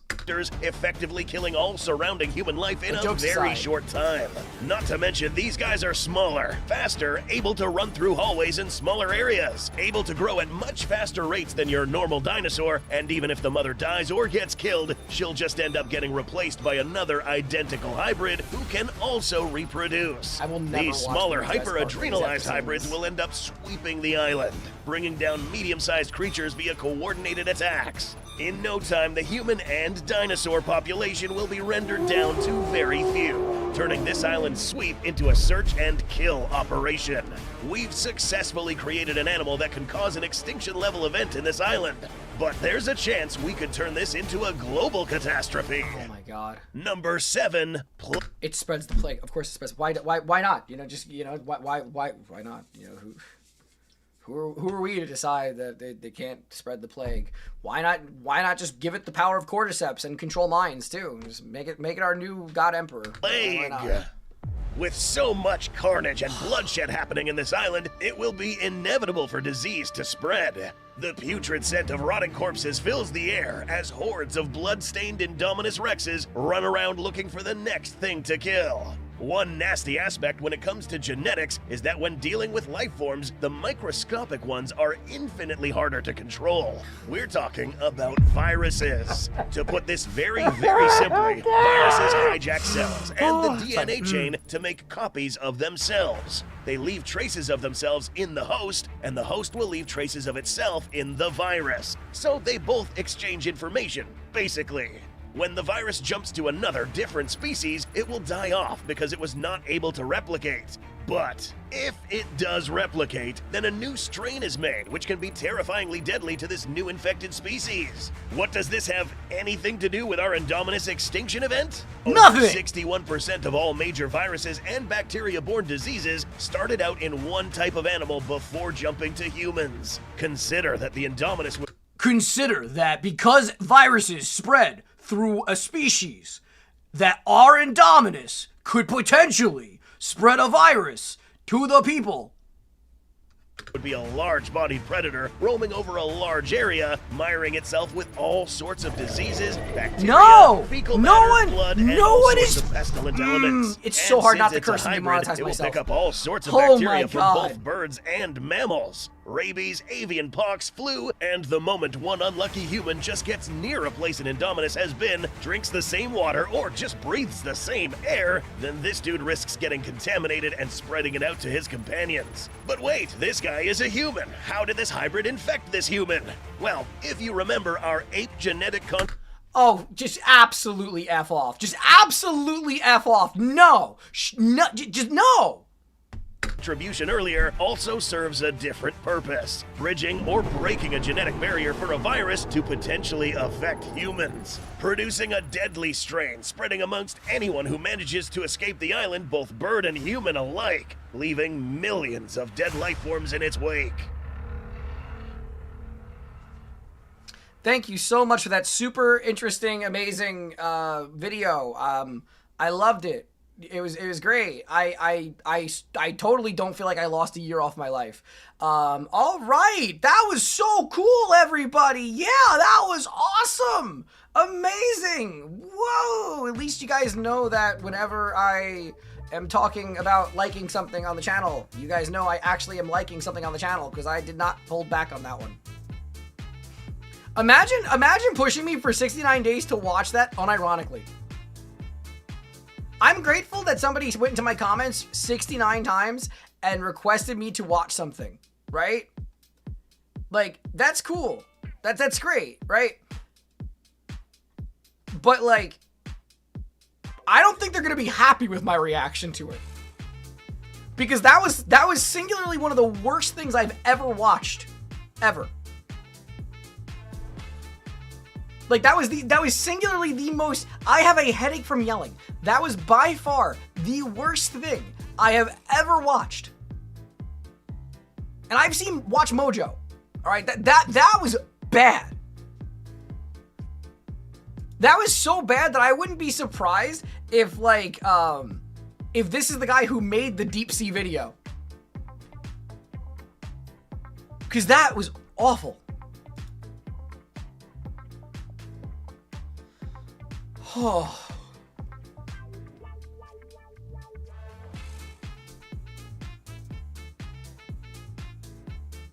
Yeah, that was, oh. Alright, well. We're gonna make ourselves feel better and watch some Dylan. We're gonna make ourselves feel better and watch some Dylan. I am not gonna... While I had 9 videos queued up, we're gonna stop at 5. We're gonna watch Dylan and call it. That literally, the brain rot that induced in me was something else. Normally it's fun brain rot. That channel is never getting watched again. Like, I swear to God, if that video performs, I will cry. Like, if I come back one day and it was like, oh yeah, you got 25,000 views on that day one, I'm gonna cry. I'm just gonna actually cry.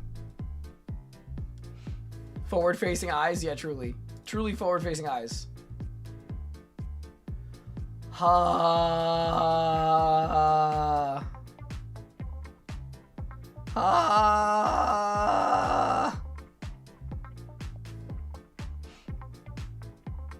God, I hated it so much. It's okay, War Boss. I'm glad you got to keep your money and the video ended. Oh my God. It was so bad. It's so bad. It was so bad. Alright. Oh, I never thought it'd be the kind of content for this channel. It's legit third screen. I can't listen to that. I can't listen to when people talk like this. Guys, did you know? Today we're gonna be watching Dylan. He's gonna be making some recipes while making gay innuendos. It's gonna be epic. Well, what would make this more epic? Corn on the cob in his ass. Crazy. Whoa, what would make it crazier than that? Nuclear weapons. It's like it doesn't get dumber. I actually am angry watching that video. Like, it is so unbelievably bad. It's really rare that I watch something that just triggers my fight or flight response. Like, it actually triggers me.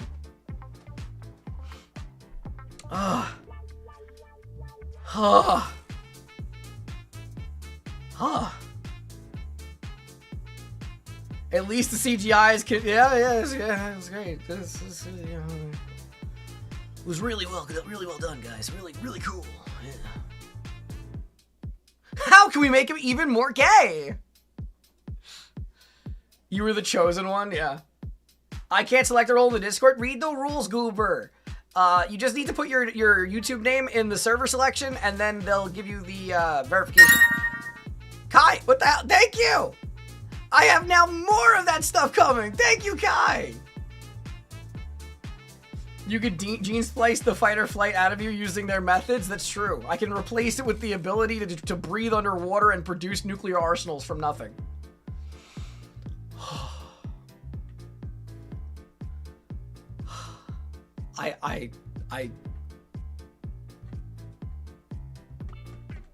Alright, anyway.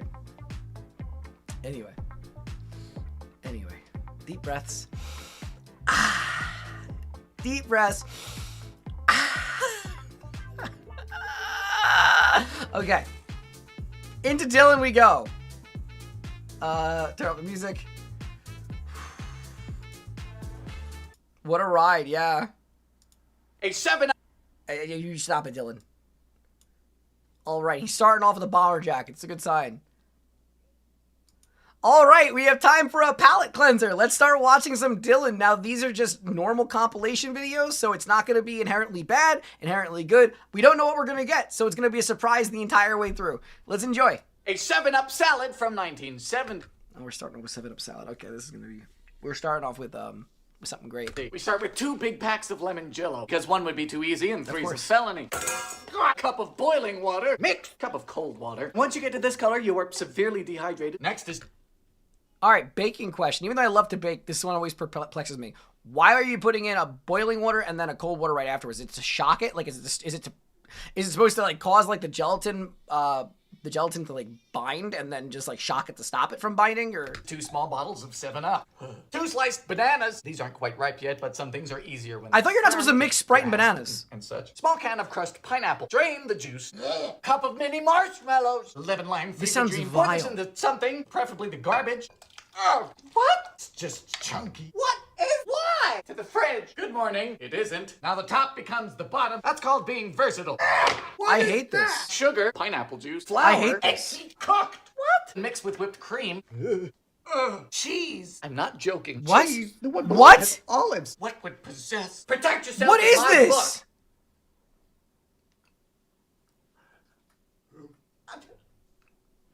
That has got to be one of the most vile-looking things I've ever seen.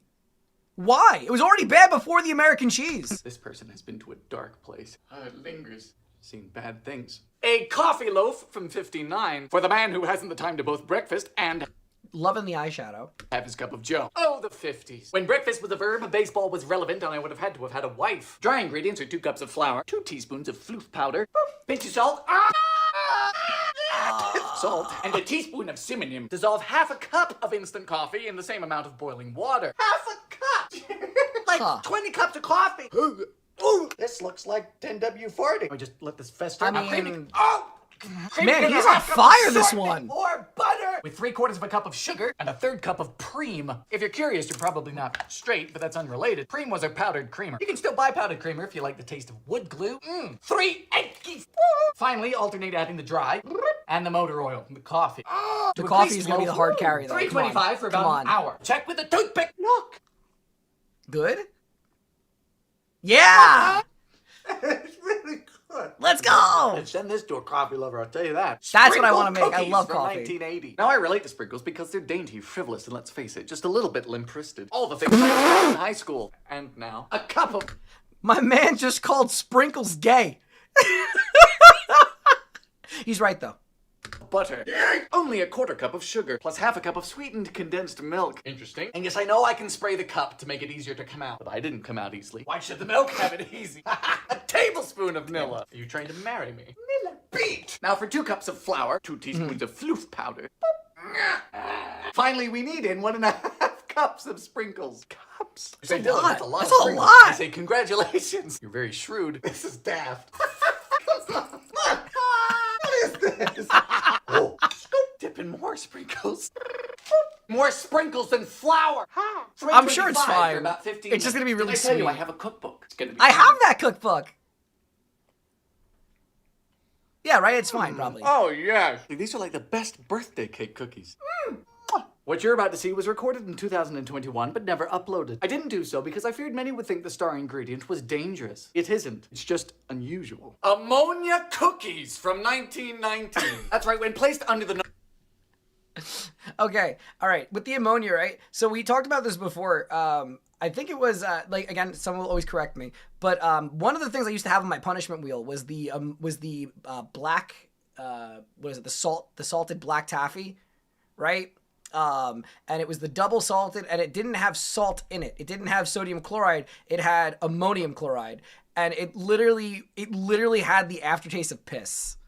So yeah, fun fact for you guys. Ammonium carbonate can be used to Ammonium revive the carbonate? unconscious. It's also called baker's ammonia because it helps cookies to rise too. Start with half a pound of It's butter, gonna be cup bad. and a third of It's gonna sugar, make the cookie taste like a piss. teaspoon of almond extract, and a teaspoon of ammonia. Holy sh! I am awake now. Very awake. Come on! Smells so bad. 2 cups of flour. Didn't know I was going to be baking with chemical weapons today. Cup of coconut. We're forming a disc. Ammonia This smells is safe, so by bad. the way. Heat activates and destroys the ammonia, so there's none left after baking. Before that, you just can't eat the dough and it smells like death. 300 degrees for 20 minutes. This is a book plug from I have that one too. It works? I have never had a cookie like this in my life. Somehow soft and crispy, like a cloud of honeycomb, but I can't quite describe it. Banana fritters That's from surprising. 1896. We're going back in time today. Back when bananas were exotic affairs. Rather provocative. This book smells like a horse. Start with a cup of bread flour. Bread flour is like regular flour, but higher protein and more glutinous. 2 teaspoons of floof powder. Boop. Pinch of salt and a tablespoon of powdered sugar. 1 eggy. Quarter cup of moo juice, and in it goes. Next, force 3 bananas through a sieve. Do we need to do this? No, but this is the Boston Cooking School cookbook. Last thing I need is the ghost of Fanny Merritt Farmer coming to farm my Fanny. You know, I've always wanted to shove a banana through a screen door. Thankful for this opportunity. And finally, a tablespoon of lemon juice. And combine. It smells really good, you know. We got a deep fry. I'm sure it smells good. But, Such a wonderful book I'm reading. Scoop. Woo-hoo. so they're fried banana balls. Let me guess, amazing. Eyes are still closed. It's a good sign. It's just beautiful. Reminds me of home. Fried banana, fried plantain. It's like a very delicate banana donut. Delicious. Really? A Coca-Cola salad from the 70s. So this recipe has been floating around the internet for quite some time. Will it be good or will it be terrible, chat? You decide. No, and people seem to think it's from the 50s, but it's not. It's more so typical of the 70s or the 80s or a psychopath. We start with the 1 70s package have of cream bad cheese, recipes. into which we dust a package of orange jello. Yeah, that really does say that. Oh no. Some high-vis cheese, Department of Transportation certified. Next, we take 10 ounces of Coke and we boil it. Fire! This is a very disturbing I way to hate spend this. a day. Oh, I'm scared.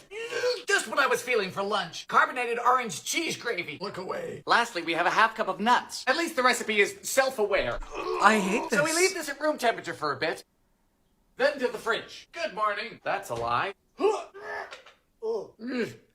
Yeah.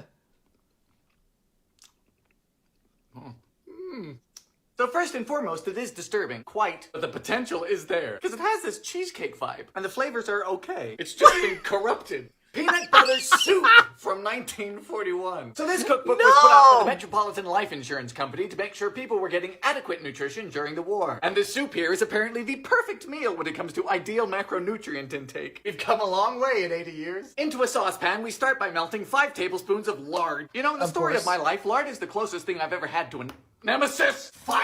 Once the lard is melted, we make a roux by whisking in 5 tablespoons of flour. Now that we've got some color, we mix in a 12-ounce can of Oh, the evaporated Midwest milk, is wild. diluting it with the same amount of water. Finally, we have a pinch of salt and just a half cup of peanut butter. Get in!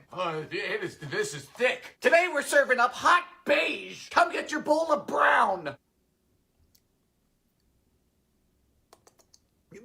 I don't understand. This dish has no idea what it's trying to be. It is confused. It isn't terrible. It's just an unfortunate way to consume peanut butter. Bean brownies from 55. No! Start by draining a 15-ounce can of black beans back into the fray. Why would you take the most beautiful thing and take a brownie and corrupt it with beans? Why? Why would you corrupt something with beans? Live to fight beans another day. Put a half cup of peanuts through a Grindomat. I've waited years for this. It's a brand new Grindomat from 56. He's just had one? Feels like turning a tank turret. Amerikanischer Panzer direkt vor uns. It lives. Now the beans. It's looking Can we please just hang on? It loading. Feels like turning a tank turret. Amerikanischer Panzer direkt vor uns. It lives. Now the beans. This looks incredibly appetizing. I hate this. Half a cup of honey. What is it with beans and these ridiculous ingredients? 4 ounces of melted chocolate.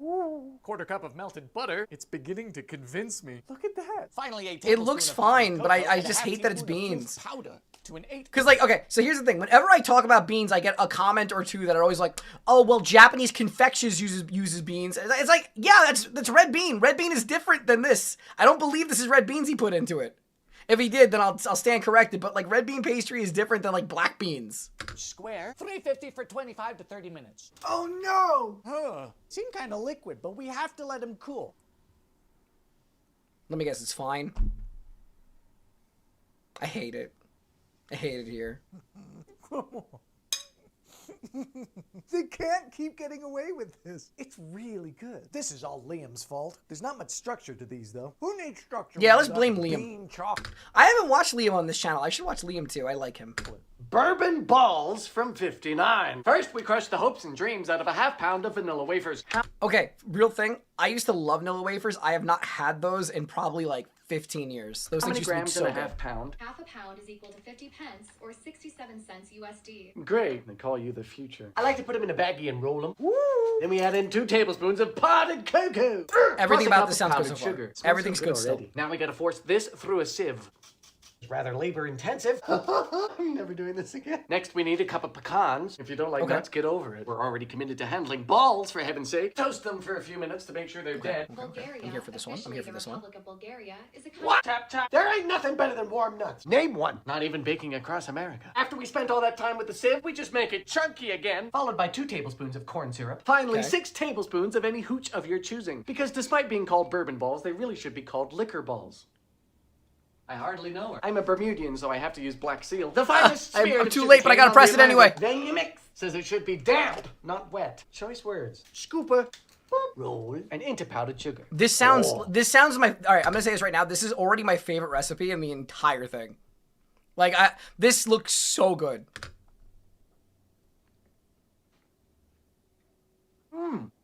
They're old school, but they're good. I can guarantee your grandpa would love these. Ohio Buckeyes from 1980. You know, until now, I thought Buckeyes was a condition similar to buck teeth, but it appears to be a candy. Sorry I'm late. I took the wrong exit at Cape Canaveral and ended up getting probed for free. Oh. Begin with ½ cup of soft butter, followed by a cup and a half of peanut butter. It says chunky okay, smooth preferred. Where have I heard that before? You can tell me I need to be 6'5" and well endowed. Beat together with a pinch of salt and a tablespoon of vanilla. Oh boy, it's butter on butter. No one This tell one also Paula looks Dean pretty she'll good. bust in like the Kool-Aid man. 3½ cups of powdered sugar. 2. Oh, pardon me, this is getting rather stiff. Problematically stiff, like puberty. There we go. If it's too dry, just add a bit of water. Scoop. Apparently these are named after the seed of the buckeye tree, which kills humans and cattle. Ohio, you do you. In the freezer for a bit. Meanwhile, 2½ cups of semi-sweet chalky chips, plus about a double tablespoon of burner? shortening or coconut Double oil. boiler, Just lets rather? it stay smooth. Double boiler. Fire! Toothpick and dip. But not all the way. You gotta leave a little bald spot. Done. Oh. Fridge. Probably really good, right? Whoa, that's just a good little snack. Oh, candy corn All right. Wait. on the cob. I was gonna say last one, but now my intrigue has been triggered. We're gonna watch one more. One more. From 78. Is you ready for Halloween? Henry is ready. Hi, Henry. Ow! Oh. Get a grip. We begin with 2½ cups of almond flour, followed by a cup and a quarter of powdered sugar. In goes a bit of vanilla and a quarter cup of water. All right, I'm just gonna leave you there. We mix with a butter knife. Switch to hands. If it's too wet, add a bit of dry. If Are we it's just too dry, making add a bit candy of corn wet. and putting it on a That's cob? Something you wouldn't know about. Oh, God. Fun fact, we've just made marzipan. No joke, it's that easy. Now we roll it into a log. Nice and uniform. I reckon that's good. It's impressive, really. Cut and stick into candy corn. Now there's a lot of candy corn haters out there. It's not bad. I actually Everything like else is candy just corn, but okay. better. All right, hear me out. I like candy corn. Problem is that you can only have a little bit of it. When you start having too much of it, it tastes really ugh. But a couple pieces is really good. Also, this is not for the impatient or for those near death. It is precise corn. This is ridiculous.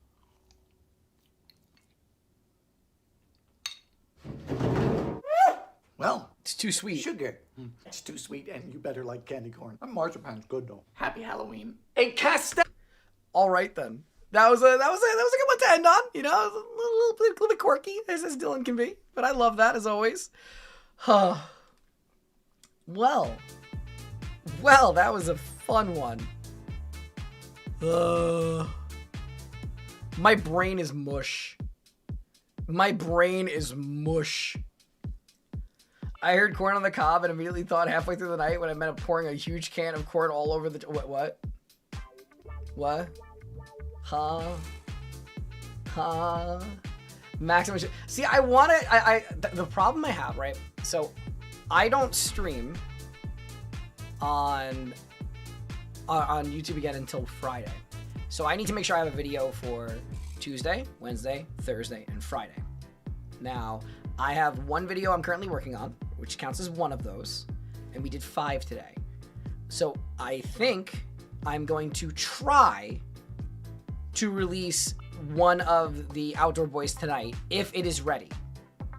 If not, that will come out tomorrow, and then the one I had planned for tomorrow will come out tonight or something like that. But we'll figure all that out. Either way, we're gonna wrap it up here. My energy, we got through a lot, and we got through as many videos we normally would do in 5 hours, and we did it in 3. So I had a lot of fun. I had a lot of fun with this one, despite everything being an absolute dumpster fire with that Goji Center shit. But like, a lot of fun. I wish I had the stamina to do 9 videos like I thought I did, but again, 3 hours is a good spot because it allows me to start getting some other work done, lets me help out with the baby and everything. So I think this is a good place to call it for the day. I think this is a good place. Aside from that, tomorrow, the plan for tomorrow is I'll probably stream at the normal time, but I will be going on an hour early on my friend's channel for a charity event for SIDS. It's something that I'm very passionate about. It's something he's even more passionate about. It's sudden infant death syndrome. It's a very serious thing. As a new mother, I've been paranoid of that type of stuff. So if I can do anything to help bring awareness to something that's serious, I'm very glad I'll be able to do that. So I'll let you guys know in the Discord, but that's going to be in the morning, probably around 10 in the morning. I'll be with him for about an hour and a half before going on live myself. So thank you guys for being here. I love and appreciate you. If you watch this in hindsight and as the video, as a standalone, please consider leaving a like and subscribe. Love and appreciate you guys. Don't forget to leave requests for anything in the comment section. I appreciate you all the time. Thank you guys so much. You're all amazing. And hopefully we don't need to trauma bond anymore. All right, take it easy, guys. Have a wonderful rest of your night. Bye, bye, bye, bye, bye, bye.